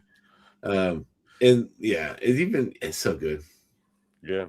So yeah, we get all the cool little intros we've seen in the previous show. Jubilee's kind of remains the Updated same. Jubilee costume. Sunspot's costume is so cool in this. I Yeah. never really cared or thought about it That's just before. but it Liefeld's looks- costume, basically. I know, I never thought about it before, but it looks pretty cool animated. And a It's a good bicycle one. kick. Classic Psylocke look. And it's it's I like best. Archangel's font too. That's nice. Yeah. Yes. Very 90s as well. We get some nice references to previous episodes of X-Men that are reanimated, but also reused. Hit up Sissa again. Yeah. So here we go. Stop for a sec. This is the beginning of the what Jaemeel was talking about, where they're filling in things about this episode in this intro. So Yeah. they're reminding you that Jubilee is already upgraded from Yep. working with Eb Sissa. So continue. Yeah, we see the mutants there's that are Quentin. The chamber again. Quentin Chamber of Penance. Penance. Yeah. So like Chamber Well, we Penance, get a they're nod to like, Val that's Cooper's- almost Gen X. Like they're getting so close I to having know, a I Gen X. know. I'm Is there reserving. Sync in there? Don't we see Sync? We do see Sync at some point. I think we do. Yeah, we do. We do get a clip of Val releasing Magneto. which from Interesting to put in last season, here. which shows she's not all bad. Well, so they're maybe showing they X can do it. Factor stuff. Yeah, because they're showing X Factor stuff. So, but there's lots of other Val scenes that could use besides that one. I guess just to remind you who Val Cooper is, I guess. We see And the her X Factor group here. For starting X Factor. I think like all these upgraded. This first time we've seen Mystique on the show since the show started. Huh, yeah. Who might still be Val Cooper. I know. Or someone that we've Or seen. someone. So yeah, I do think she could very well be a character. Although I think having like another character revealed to not be that character again when they did it with Jean last season would be a bit of a No, well, it can't be Jean again. No, I'm not saying Jean. I feel they do with anyone else is still kind of the same thing again. Yeah, I guess. Yeah, we do get a cool scene of when Angel was transformed by Apocalypse, which is really cool. I love how they're reanimating this old stuff. Yeah, me too. It's so cool. It makes what came before it seem richer. And I love how like Angel's in his Defenders uniform, so it's like, was he in a team called the Champions? Champions. The Yeah, it's Ghost Rider. Is that team Ghost Rider, Hercules, Angel, Black Widow? Is that it? Yeah. So, yeah, I love this. Look, the training session. So this is it.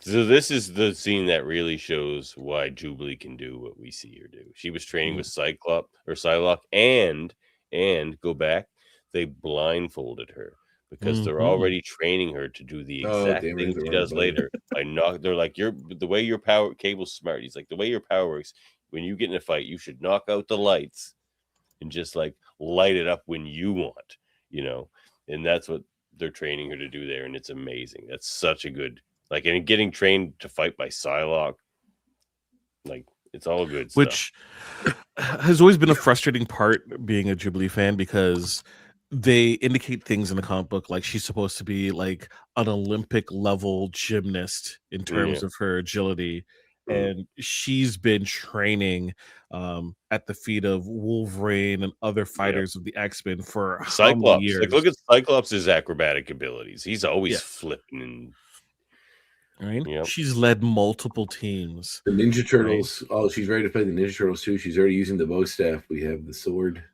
Size. No, and speaking of leading multiple teams, go back and check out the last X Debated that we did, and where these two, Andre and Jaemeel, had to debate, I believe, or maybe it wasn't Andre, maybe it was. Were you there on that one, Andre?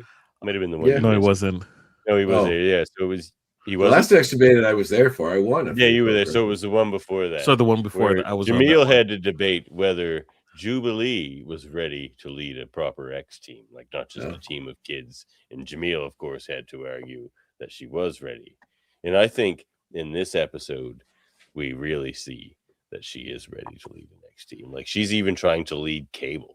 Like the whole time, she's trying to lead Cable. No, she's trying to give him a moral. Yeah. Moral true north. He's just not having it. But she's trying. Which was going to be my X point. I'm still going to save onto it, but we'll talk about it later. Sure. So yes, we get some hints here. Like we've got that's Psylocke's old costume. That's the Revenge costume. Yeah, that's cool. But we also see in this room, we see Shatterstar's later, his costume, and Domino's as well. Was it Domino's? I think it. Oh yeah, there's a nod here to Cable's team from the future that we saw briefly with Tyler. We see Tyler. No, but that team that he had with him at that time. Look, the arm. Oh yeah, there's there's Shatterstars. Yeah. But yeah, right and here. There's the other one. Oh yeah, it's the Revenge. Pause at the right moment. Yeah, so these guys were, remember, in the future with Cable when he went back in the season 3. Can't remember whichever one they showed that. So does them teasing the Revenge costume? I don't know if it's a tease. I think it's just there. Yeah, well, I might say that. I do love this. When they, instead of Magneto and you see the villains running towards each other, it's his horsemen, the hounds, as we see. The hounds, the horsemen, and then in the mutant, there's Angel there. So yeah, it's an Angel. Yeah, and then it's Chamber. Choir is one, I believe. Weird Sentinel. Just for some reason, this is white. Yeah, he's just weird. He's a weird Sentinel. Well, maybe he'll be important in this. Maybe nothing seems to be by chance here. Nothing. So so I don't know who this is. Who's this girl with the hair? Did we see her last episode? She turns into different animals. Right. Like I'm pretty sure, does she walk up and like turn into like a bird and fly away on Genosha? Yeah, maybe so. Yeah. So then Angel, we got Jonathan Stars when we're there, and this white the X-Force coming in. I love this. It's so good. Great. It's so good. And they even have the flying horseman, so it's somebody to go against Archangel. X-Force, no question mark there. Yeah, no, that one actually is just a straight line. So. I think the previous one looked like it had the dot, like it was a square with the little tail. Instead, these ones because of time travel, right? Yeah, that's right. We fix that as an X-Point too. So we see it looks like Rio de Janeiro, perhaps. They are going after the horseman named War. Or something. What are you saying? They're at Carnival or something. Looks like that, yeah. Or one of those things. I don't think it's Mardi Gras. Carnival. I don't see any sugar faces like sugar skulls. Sugar skulls. No, it does look like Roberto fits in here really well, so it could be somewhere in South America. But there's basically they're following War, who has figured out that he's being followed and goes to run. They chase after him. There's a big old fight sequence. It's great. Which is between all of them, which is really, really cool. But then they get him down to the beach and they interrogate him to try to find out where Apocalypse is. Psylocke reads his mind and gets the information they need. But then Cable tells Archangel to execute War. Jubilee, of course, is very much against this. But they explain that he's become, which is an interesting setup for later, that he's become a horseman and therefore there's no way back. And she says, well, Archangel came back, and he says, yeah, but this guy, he's been too long or something to that effect. Yeah, it's kind of like in Star Trek when Picard shoots that guy being assimilated, even though he's been brought back from assimilation. He's just like, there was no hope for him. It's just like, but there was. Yeah, there's a little, you got back. But then Cable executes him, which is very. Oh no, Archangel does. No, I think Cable actually shoots him. What? I thought he. No, I thought it was Archangel. Well, it's fine. Hold on one sec here. Which we're seeing does he hand him the gun to Warren do it? Worthington here, where he's practically Dark Angel. Like if Warren Worthington's doing this kind of stuff, he's having some but though he's kind of on this I'm traumatized by Apocalypse thing, and I'll do anything to take down Apocalypse. But he's almost slipping into Dark Angel territory here, which they might do because Betsy's there to deal with that, which is what happens in the Rick Remender Uncanny X-Force round. And they're bringing him the coffin, which is his essence, I believe, is it? Oh yeah. So these are the coffins of dead people. They're bringing him, is what they're seeing. So this must be the setting up of the new Horsemen. So I'm guessing this is Gambit and all the others. The new. Oh yeah. Yeah. Yeah, man, so cool. He's like, I've made it back to the 90s, where the X-Men. How is it why not just go back and smother them all as babies? Why go back and fight them in the 90s when they're still adults with powers? Oh, should I see that as an X-Point too? I don't know. I got lots of X-Points building up here now. No, I'm just gonna say now. So, they've reused the rocks on the Eternal Shore twice. Yeah, I noticed that too. Yeah, Mandy's called them that, and so did Ascani talks about it, where she calls Cable the one who's gonna destroy the rocks of the Eternal Shore or something like that. Oh yeah, so you're right. Archangel does kill him. He uses the gun. Yeah, because he's which is that's kind of a shit leader move. Am I gonna burn an X-Point here? Yeah, I'm gonna. So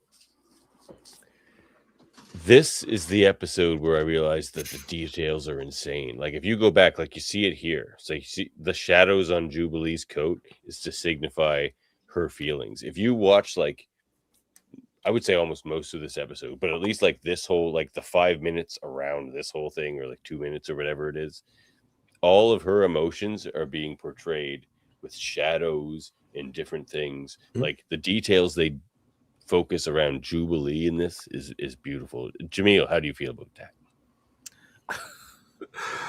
Don't Also, tempt you me see with her a good costume. time. You see her costume Yeah. has changed too. She's wearing the Gen X costume. the Gen X costume. Which Yes, is very cool. not the black vampire outfit, like the straight. We got that for a little bit. And now we're Turtleneck. getting this. Yeah. Which is fantastic in the big gigantic X. That the big gigantic X is the biggest problem I have with it, especially as the X Force thing. Big blue But one? outside of that, I'm absolutely fine with it. Yeah. But yes, There's nothing you wrong can- with you can see honking it, belts. Like, look at the honking belt Dave Cutler put on Wolverine here. It's pretty great. but not when you're supposed to be a covert team. Having a giant X. is The news is already calling them X. But like the fact that you even have coded teams, like literally, why should you why do anything to stand out? Like, why not just all wear black suits?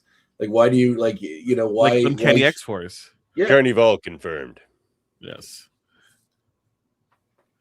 So we see they get a clue from the war that indicates that the White Queen has some information because they saw diamonds. Oh, Emma's great in this.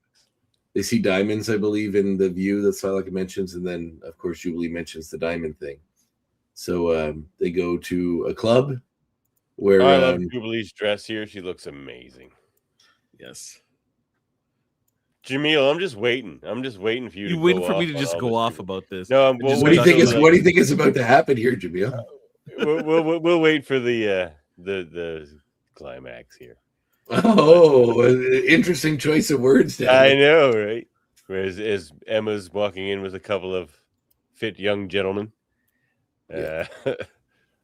And we see that she is a Jubilee looks great. You know, Sunspot and Cable. Cyclops, like why would Cyclops or why would Cable even bother to dress it like in a suit? You get to get into the club in the first place. You still got to get in. But you got to see the time slide in there, I guess. But yeah, we get a big sequence where they try to interrogate her, and then it's revealed when they think they get the information from her. Yeah, she's got a real. Jubilee's so amazing in this episode. I like that she has an Asian-inspired dress. She's leading. She's pushing the story along. Yeah, if you're really seeing it. She sees herself as the last remaining X-Man, and she's trying to act that way.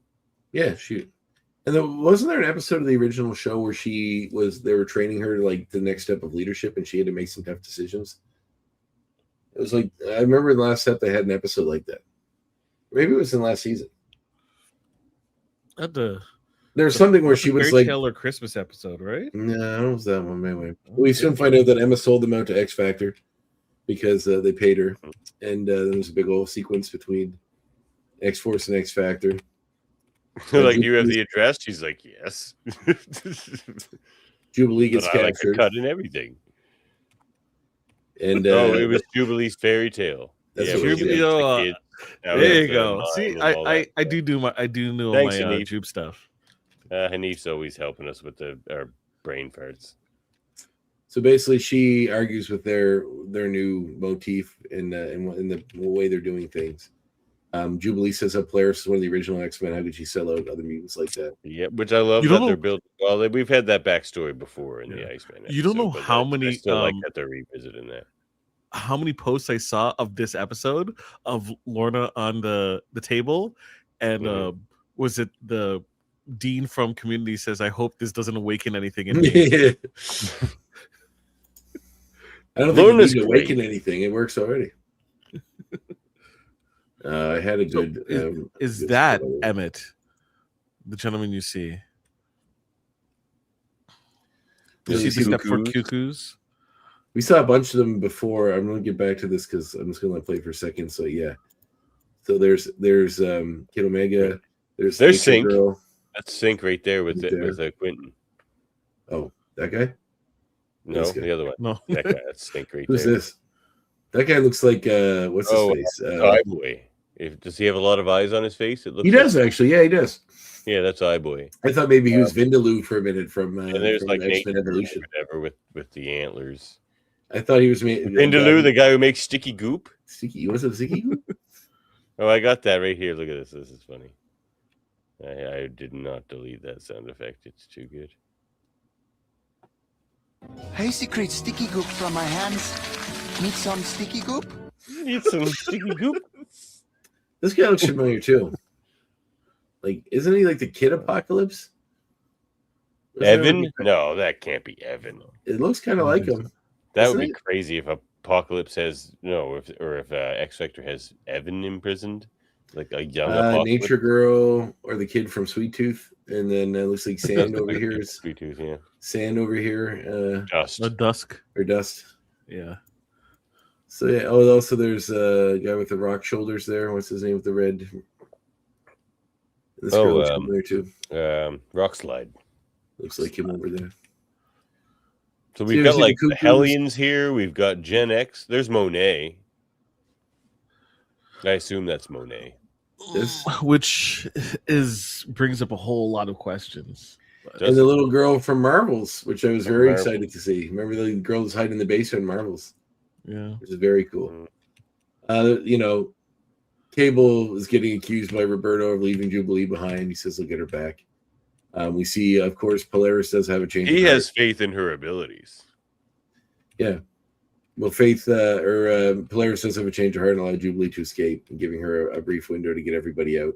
Glob Herman. Glob Herman's there? Glob Herman. Who's this Jono again? Oh, that's Oh, is that Beak Boy? It looks like Beak right there. I think that is Beak. Oh, is Beak there? Yeah, Beak. He's got the little hair in the beak like too. Beak back there. Yay, Beak. And who's this green guy with the shoulder? They're just building out. Oh, I forget his name. Anoli. That's probably Anoli. Yeah, that is Everett. Who? Oh, the gentleman who's running beside Jonathan. I like how she gets reports back to. Oh, we see Angel there too, or the bug version of Angel. Pixie. Pixie. The change. She was called Angel in X-Men's run, wasn't she? No, Angel's different. That's Pixie because you can see her pink hair. Oh yes, right. She radios X-Force, tells them she's ready for them to come get her with the cargo, and then Cable's like, "Cargo." So he didn't know he had to rescue all these kids too.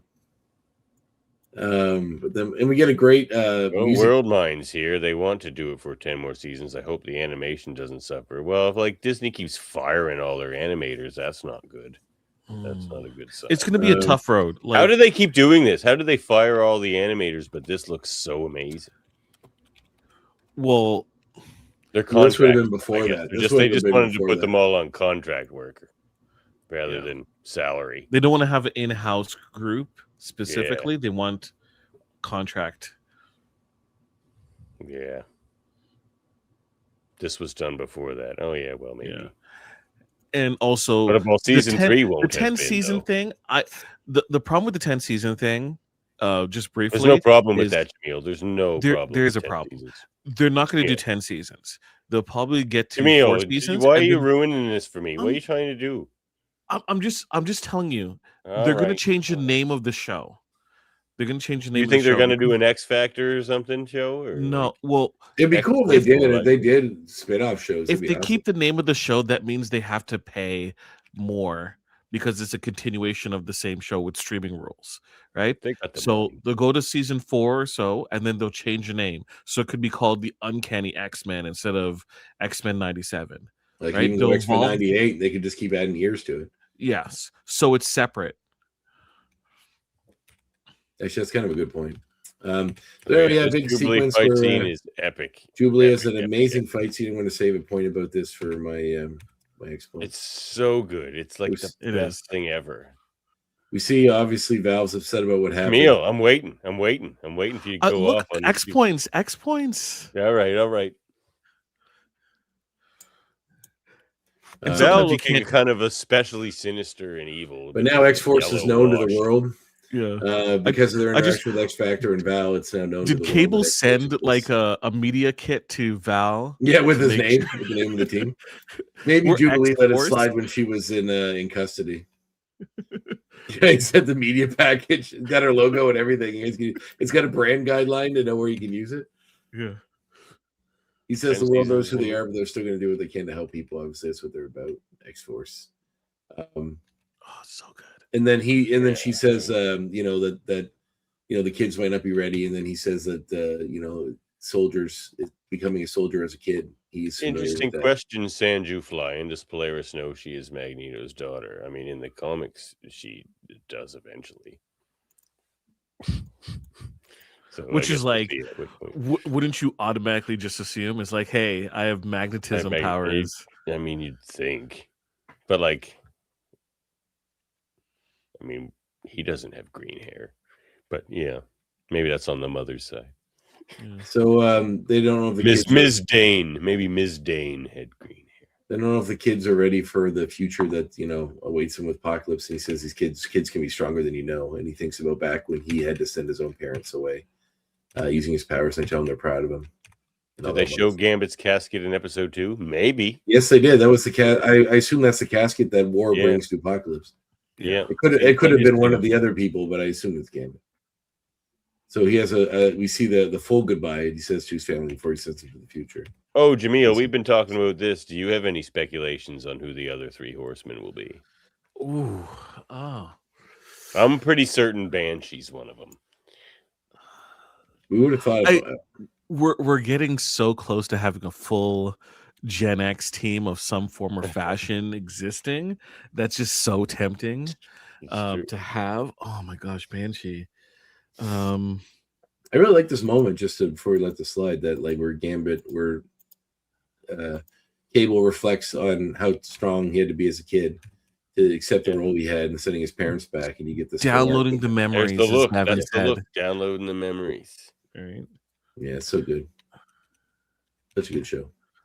I haven't really thought about that in terms of who the other horseman would be. I would have thought it would have been their straight line to get Wolverine's adamantium back, but it sounds like that's not going to be the case. Oh, so. MZ says the gold casket looked like Gambit's from his funeral. There you have it. Well, there were more than one casket. They were bringing a bunch into him. So are we going to possibly see Genosha killed individuals? Polaris was in Magneto's memories during the finale last season alongside Pietro and Wanda. So it's at least confirmed to be real, whether she knows it or not. We'll find out. All right. Well, that was that episode. We're going to have Jaemeel go off here in a minute, but let's just rate this episode. All right. I can't wait. I can't wait for what Jameel's going to Each of us will have to look into his own heart and decide. X ratings. They're all 10s. This is also a 10 for me. I really like this. It's so good. This is a top 5 episode of both seasons so far. It's not top. It's an 11 for me. It's an 11. No, we're not doing. Impossible. I know We we're can't do that. not doing it. But Impossible. like, Are you saving your rant for a next point, or just do it now? Get it out on how great Jubilee was. Let me just start Our off. girl has grown up.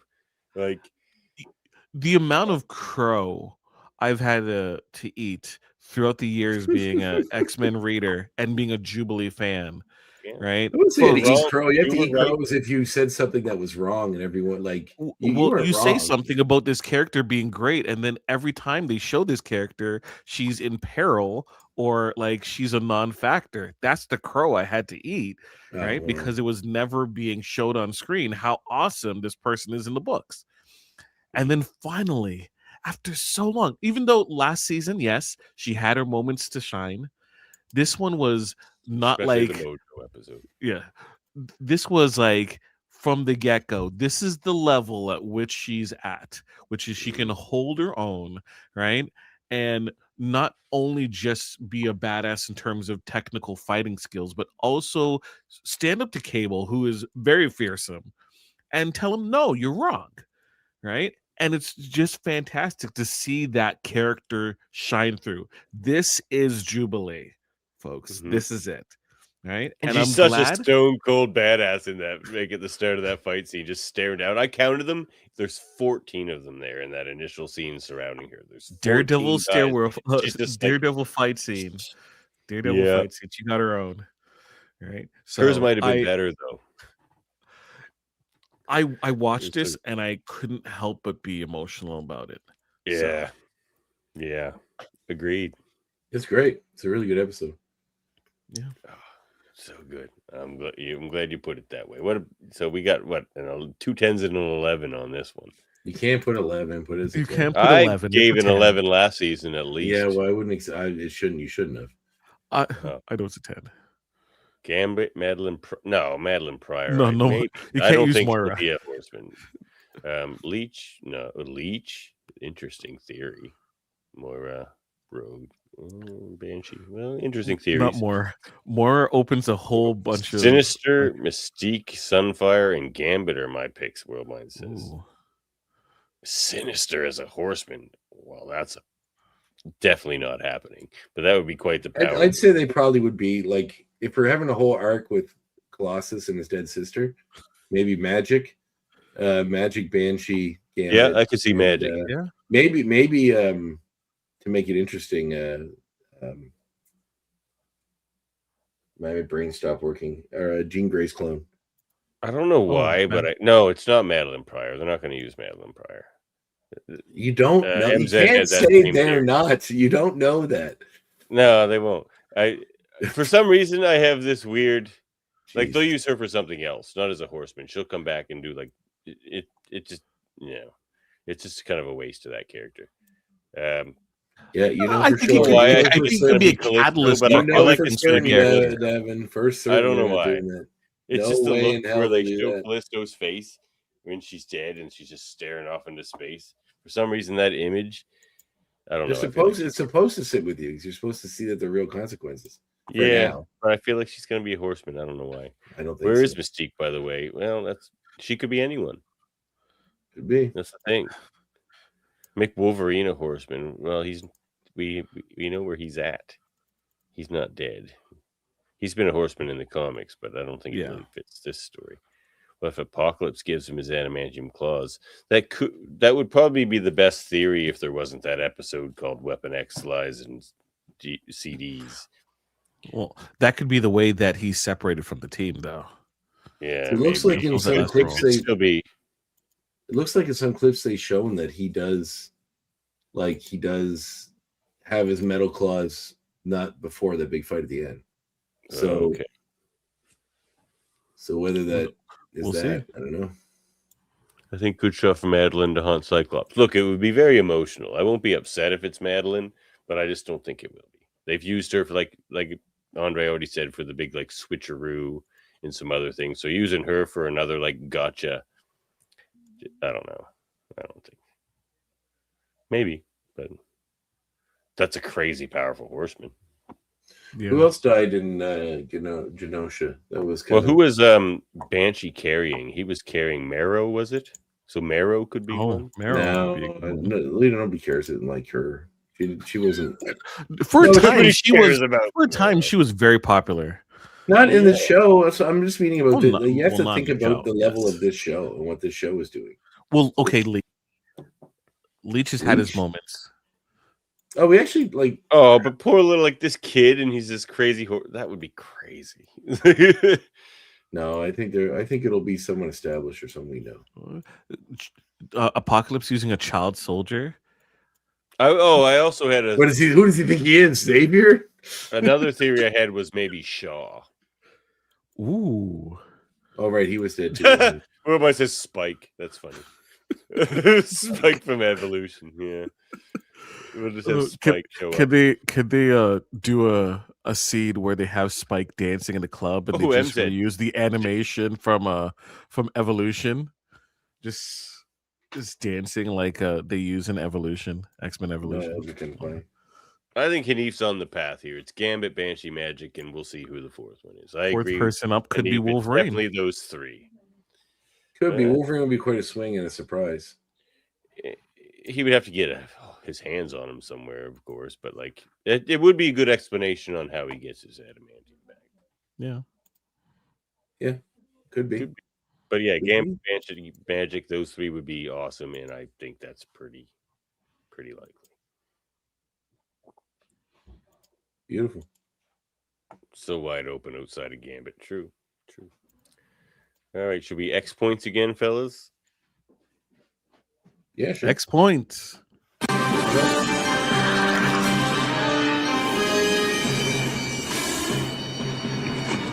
X points 97.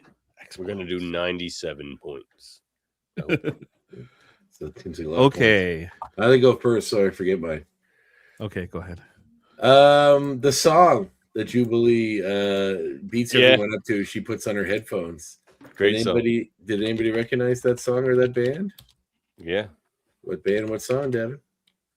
Don't look it up. No. Don't look it up. You said you recognized it. No, it's called like rock and roll girl or something like that. It's like something close. like that. Volcano Girl. Yeah. Volcano Girl. Right. Girls. Volcano Girl. Jaemeel, by Veruca Salt. That's correct. Veruca Salt. Yes. Veruca Salt's great. Much like I feel like every season. Well, first season had the Happy Nation by Ace of Base show up, which I thought was which I thought was like a fun little nod to like some of the fun music of the 90s. The 90s tunes, yeah. Yeah, so I was pretty happy that they did it again in this way, and it's a great choice, especially for this character. Mm-hmm. Yes. Great song. All right, my point. Sorry, jumping in. Yeah, jumping in. This episode featured Jubilee questioning the leadership of Cable, which is somewhat reminiscent of Jubilee on the New Warriors, where she was questioning Night Thrasher and his ideals of the group. And eventually there is a sequence where Jubilee, some members of the team get captured, and Jubilee has to go back and rescue them. Man, New Warriors are due for a bit of a remake or something, I feel. A revival. I've always loved the New Warriors. Yeah. Speedball. I mean, come on. What do you want? Well, Speedball wasn't a part of... Oh, Speedball was a part of that group, yeah. Yeah. The New Warriors, yeah. It was like where the depowered New Warriors. No, he wasn't Jubilee's New Warriors. Yeah. All right. Okay, well, here's my next point. So this I didn't realize until I picked these up a few minutes ago and started reading a comic, and then Andre got mad at me. But you really got to get into Rick Remender's Uncanny X-Force, everybody. Not just because the Apocalypse Solution, which has Jeb Lee and all these new. I mean, there's just Jim Lee. Jeb Lee. I heard. Look, there he is up on the cliffs there doing his drumming and stuff, and it's. But the other point I was going to make is the Dark Angel saga. So, if he's just shooting people in the face, Warren Worthington's going down the path here, and I think it's just going to get worse from. Oh, these guys are in the Dark Angel saga too. My God, these horsemen are all breaking news. Devin knows comics. What? No, Devin's breaking memory. news. It's a Devin knows comics. No, breaking news is Devin's memory sucks. But no, Devin's getting old. Yeah, I don't really remember much before I had kids, so it was it's kind of like a second life. But oh man, I'm gonna read all this again. We should probably review some of this stuff too, actually, eventually. But yeah, so check out the Dark Angel saga because it's what having the main part of Cable's X-Force being just the tandem of Betsy and Warren Worthington reminds me of. It's just are they gonna go into the Dark Angel saga? And I like those two as kind of a team, and even a love interest. They're a love interest in that book, so we'll see. Did you do one, TBO? Did I miss something? Yeah, he did one. Back to you, Andre. We're going in clockwise order this time. I like how they're, we all kind of know where they're headed, but I think the scene of them, when they read into the mind, is really cool. With them, bringing all the corpses to Apocalypse. I love that little setup and that little nod. We all kind of know what's coming, but it's still nice to see a few little subtle hints to it before we get to it. So that was really cool. Very macabre. Oh yeah, and he points out Sirens being introduced this season too, because we have seen clips of her, so that would make sense for Banshee to have more of a re-entry into the storyline. Or if we don't need him anymore because we have her now. Yeah, it could be, and she's just angry that he's been killed or something like that. But Or they, Moira was they killed have too, her though, so right? that they can incorporate her into X-Force. but Siren's on X-Force, exactly. So Yeah. she'll likely join X-Force. Moira was killed, right? But too? also joins X Factor. She's on Jamie Madrox's X Factor team. Yes, later on. So yeah. And so is they could go Monet. either way with Siren. Yeah. Yeah. Moira was killed as well, right? Oh, sure she good was also reminder. killed. Good reminder, everybody. I don't want to forget this, but there is going to be a post-credit scene for tonight's episode. So watch the credits tonight.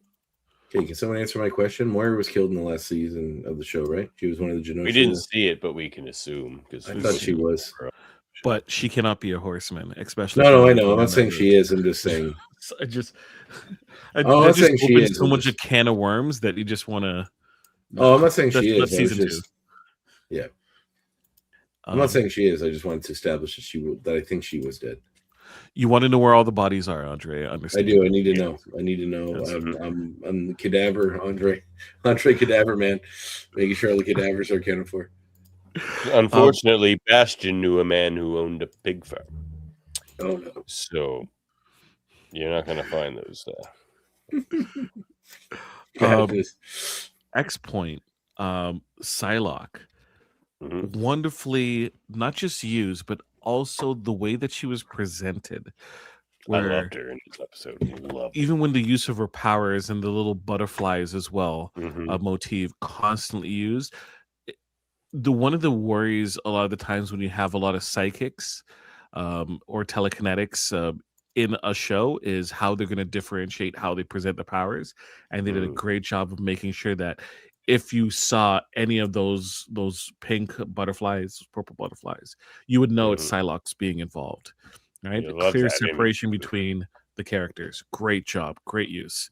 Right, and it made sense. You were able to present it. They didn't stop and say this is what our powers are. You were able to see firsthand, shown what our powers are. It's great. Yeah, agreed. Psychic knife. I'm gonna kind of branch off yours there. It's Betsy. We know for sure she has a British accent. But here's what my X-Point is here. I wonder if, because so many things in that X-Force intro became relevant already. I wonder if the showing of the Revanche costume is a hint that I don't think at all. I just think it's just a way for them to. Let me finish my X-Point. I wonder if that's a hint that they're gonna eventually do the Quan and Betsy split and address that whole thing, because they've now shown this Japanese character with a British accent, which of course can't happen if it's just a Japanese person who grew up in Britain. But I don't think that's what they're going to do here, because they've already mentioned in the previous series that she has a brother in Captain Britain and all that kind of stuff. So I don't know. I think they're going to do the split. If we get anywhere as close to 10 seasons, I think they're going to do that Betsy split, especially since she's kind of being thrown into a character of prominence in the series somewhat now. Devin, once again, I'm going to challenge this 10 season idea. What if they are setting up the stage to make not necessarily 10 seasons of, X-Men 97, but spin-offs with the different teams? I'm okay with that too. Right? I would love to see an Technically, Excalibur. X-Men gets 10 seasons, but you might get 5 or 6 of X-Men 97, and maybe I take a 2 Mutants here. series, like, or Gen X or whatever. We man. get an Excalibur. We get an, X get an Exile season 10. I don't care. Like, make it crazy. It would be what if done properly. Yeah, That'd be cool. there you go. It'll be cool, man. I'm down for all this. Yeah. Yeah, fair point. Could be. All right, back to you, Andre. Back to me. White Queen was definitely on her way to a threesome when she got interrupted, which I thought was really fun. Oh, 100%. 100%. But like it is a Once you kid's try to show. get Cable in on it and make it a foursome. Yeah, man. Well, hey, an X-Foursome, if you will. Oh my! Great point. Great point. Sorry, couldn't help but I like that. I mean, obviously we're just injecting a little bit of adultness that the kids would never notice, but the parents might. Not that I think that this show is for kids by any stretch of the imagination. Not at all. It's for us. For kids. It's for us. It's 100% for us. Yeah. But if us Probably are watching it PG. with our kids, you know, then we can enjoy that. So Well, we have White Queen, and we have her in being presented in an era where it's either pre-Hellions or Mhm. well Definitely post, definitely right? pre-Hellions. Or well, she's also the wheeler and dealer that you kind of see in Kuroka, where she's dealing with like the Tony Starks and the other government players at the same time. So it's kind of a mishmash of the characters at the same time. Are we going to see a White Queen that has a heart of diamonds? I would love to see her form a Hellions. I would love to see Actually, that too. that's And who one of those generic white dude characters could have been. Kids, it could have been Hellion. very true. Eventually, he gets metal hands, but this would be way before that. he has metal hands. Yeah, they got destroyed. His hands were destroyed. Yeah. I can't remember why off the top of my head. Somebody probably cut them off or something. I can't remember who it was. But yeah, it was pretty tragic stuff. Okay, back to me, I guess, eh? Okay, so my X point, I want them to do something with all of these characters, all these young characters they just introduced in this episode. Like they made a point to show Quentin a bunch of times. Who would be one of my first choices on one of those young characters to just bring in. If they're not going to do a team, if they're not going to do New Mutants or Gen X or Hellions, and they just bring in a couple of the young kids, he'd be a fun one to bring in. So would Monet.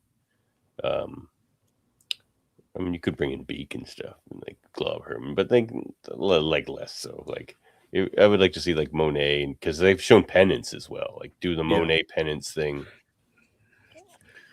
As much as I love Gen X, that's just so overtly complicated. Yeah, it sure is. So you get M plate, yeah. Oh yeah, the whole fam. But I would love to see, you know, a version of New Mutants, you know, Gen X, where you have a combination of these characters just kind of, you know, involved with Jubilee being the experienced hand, but challenged constantly by Monet. You know, Quentin is there, you know, Penance as well, Jono. And I think it's an interesting group of characters. I don't know. I think you would have to separate Sunspot and keep them with X-Force. Yeah, let's say. You know, I would love to see something like that. Well, he could join up with the New Mutants or something. We haven't really seen many of the New Mutants, just Magic and in Sunspot. Yeah. And we saw Cannonball in the old series. He had an episode. Get him in there in X-Force. Get Siren in there. Have Cannonball's younger sister go off with Jubilee. You know, Skin or Husk. No, we don't get Skin. No. Because if he exists, he's gonna die. He's gonna die, and they're gonna misspell his name on his tombstone. Like Herman Melville. I cannot live with that. All right. Well, do we have another X point, or was that it? I mean, I just love the dark sort of getting into the moral fun, the darkly moral fun stuff of all this. It seems like we're into the shit now, as it were, and it's really great. I just like I like that there's like a morally complex universe a little bit in my X-Men story where we get a darker side of it. I think there's room for it in this. Certain things I don't know if I necessarily care for it, but in this I think it's worthwhile. I just want to reiterate, go back and watch this episode of all the Jubilee stuff before her fight scene and all the subtle things they're doing with her emotions with just visual stuff. Anyway, it's crazy. I was just amazed. All right, well, that was X points, and let's just do these last couple segments real quick because she's getting late. But You don't like the movie? Change the channel.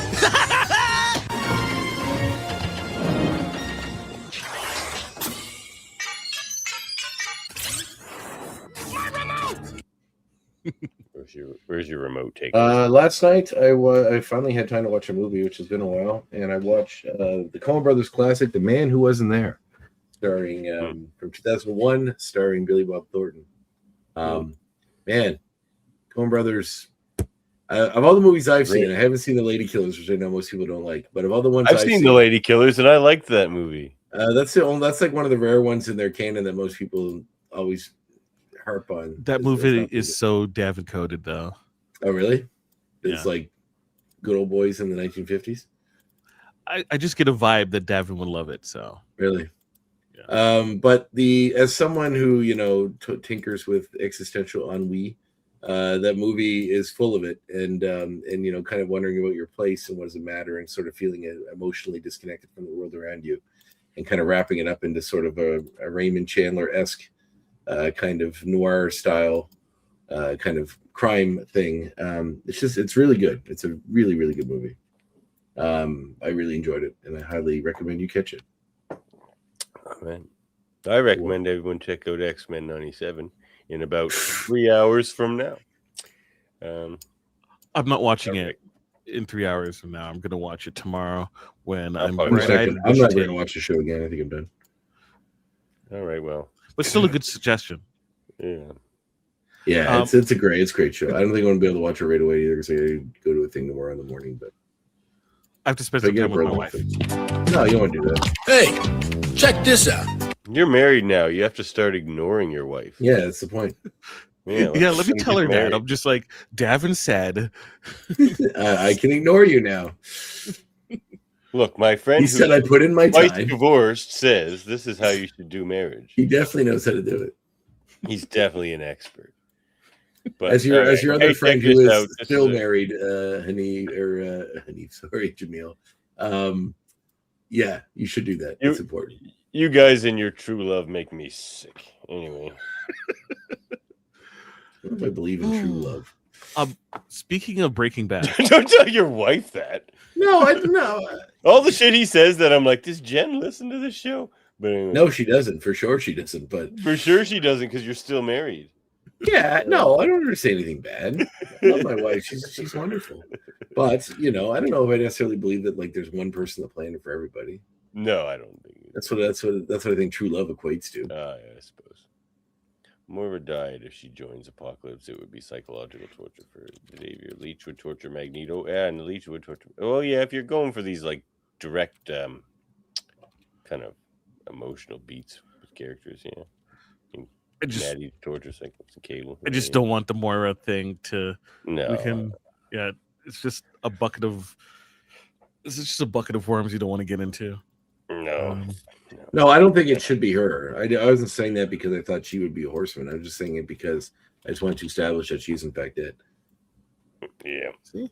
Shaw. All right. Well, so my comic recommendation, and I loved this comic so much, and X-Goon Ryan called it. He had read it before me. He's just like, you're going to adore this comic, and that was a good choice of words. X-Men Outback #1. So we're back in the Outback era, everybody. We got the Outback team. We got Wolverine, Storm, Colossus, Betsy, Psylocke. We got the young Lovebirds there, Longshot and Dazzler, and Rogue, of course, and Havoc. Knockoff Cyclops over there. And great team, great setting, great era. I loved it. And this picked it up really nice, and it excited me right away because you open the first page. Well, I guess it's not the first page. You just see a TV, but he's talking. It's Sabretooth. And Sabretooth never really went at, because that didn't really cross over. He didn't really go after that team in the Outback era. So it was right for a story. And he's trying to track Wolverine down because it's about to be Wolverine's birthday again, and he always wants to try to kill somebody he knows, or at least beat the crap out of him on his birthday. So he tracks them down to Australia, and there's a scrap with the team, and he's got these crazy, I don't know what they are, apocalypse dogs. They're Sinister's hounds, these weird Sinister hounds. But the side, so that part's cool. It's another Wolverine birthday Sabretooth fight. I always love those. Those come up often. and they're always fun.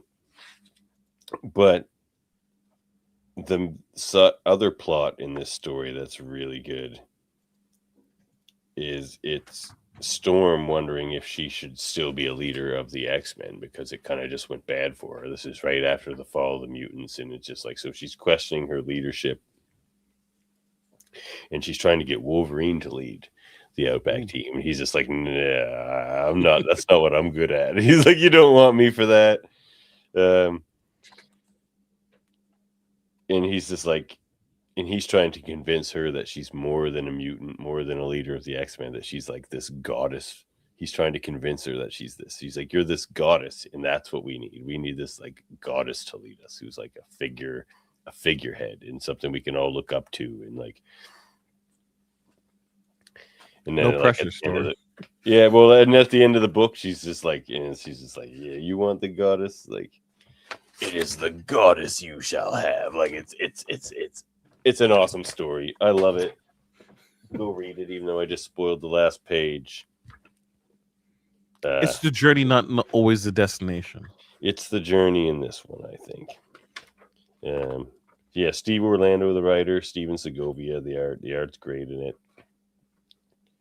Yeah, it's awesome. And like, you know, there's good character moments with every character on this team in this book too. Like Rogue's just pissed off at everybody because she's dealing with like thoughts that aren't hers necessarily. And like Colossus is struggling with this idea because, you know, in the Outback team, they've sort of been given this new lease on life from Lady Roma, but they've also been given this anonymity where they can't be picked up by cameras or video cameras or anything like that. Like if they walk in front of anything like that, you just get like, it's like a vampire in a mirror kind of thing. Yeah. In Cyclops, or not Cyclops, but Colossus is like, well, like that's sort of like this version of unlife. Like he's kind of struggling with like, is this really life that they're living, or they're just sort of like in this limbo kind of thing? Like, so it's just lots going on. Great issue. I can't wait for the next one. Awesome. Sounds like a good one. Yeah. Okay. Check it out. Hello, guys. Quake Zerg. Emperor Zerg. Good to see you. Is it me? Yeah. Yep. I haven't read anything. You've been in a little while. reading much? Books. I haven't got a chance to read comics in a little while. I had to read a book for the book club I volunteer with. But let's see. Greetings from Chile. Oh man, nice. Oh, hi, Chile person. Yeah, man. It took until we started reviewing X-Men Evolution for South America to start checking out our show. So it's good to see you. Unless you've been with us from the start, then I apologize. I was rereading some of Mike Wieringo's Fantastic Four run, the one that him and Mark Waid did. It's really great. Read some of that. I find most Mark Waid stuff's kind of great. Yeah, this is no exception. Have you read his Flash? Yes, some of it, not all of it. But his like Daredevil was very good. Yeah. I found. Yeah, lots of Mark good Waid's Flash is great. I haven't been reading that much comic books. I feel bad. I have some, loaded up that I need to check out, but haven't had an opportunity.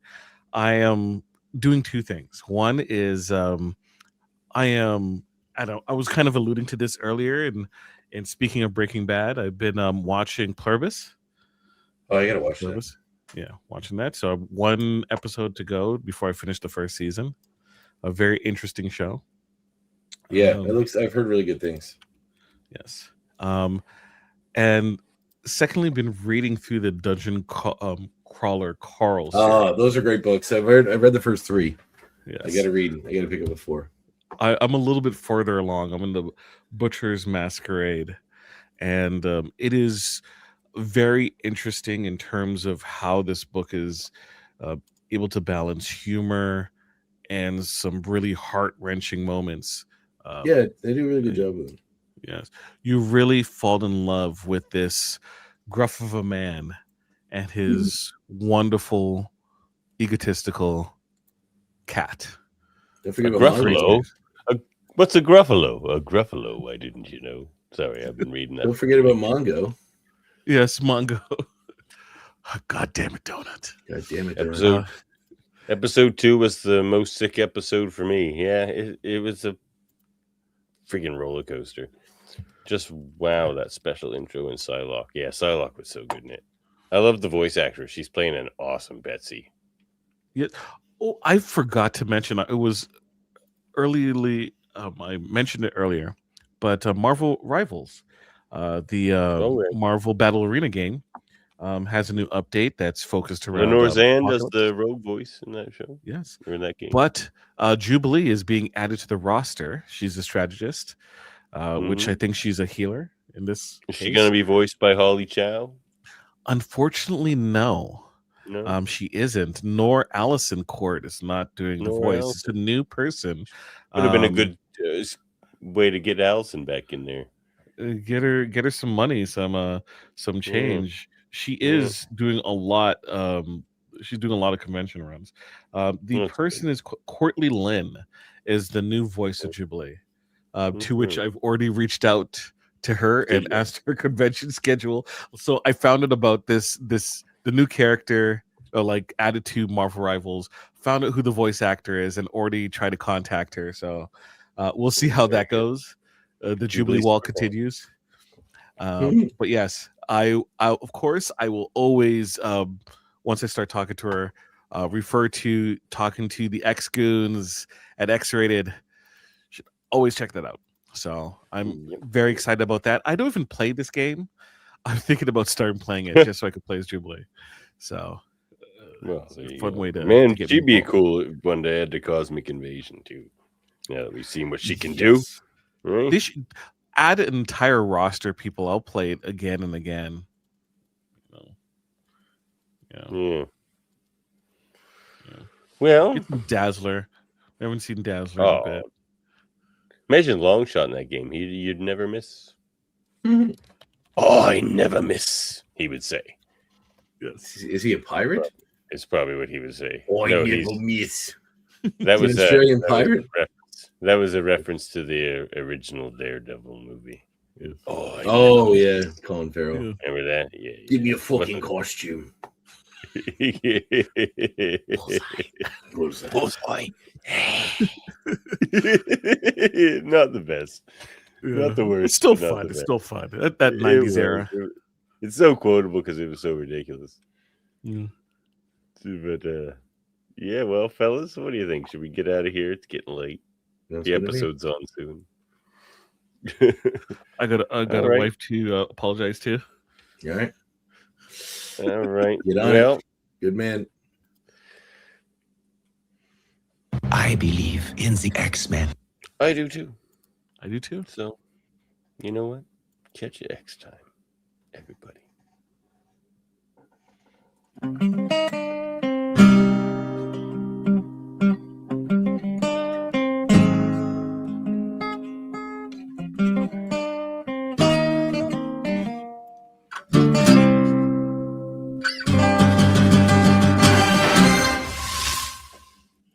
We are the dawn that breaks his night. This program is a proud part of the Swear to Pod Network.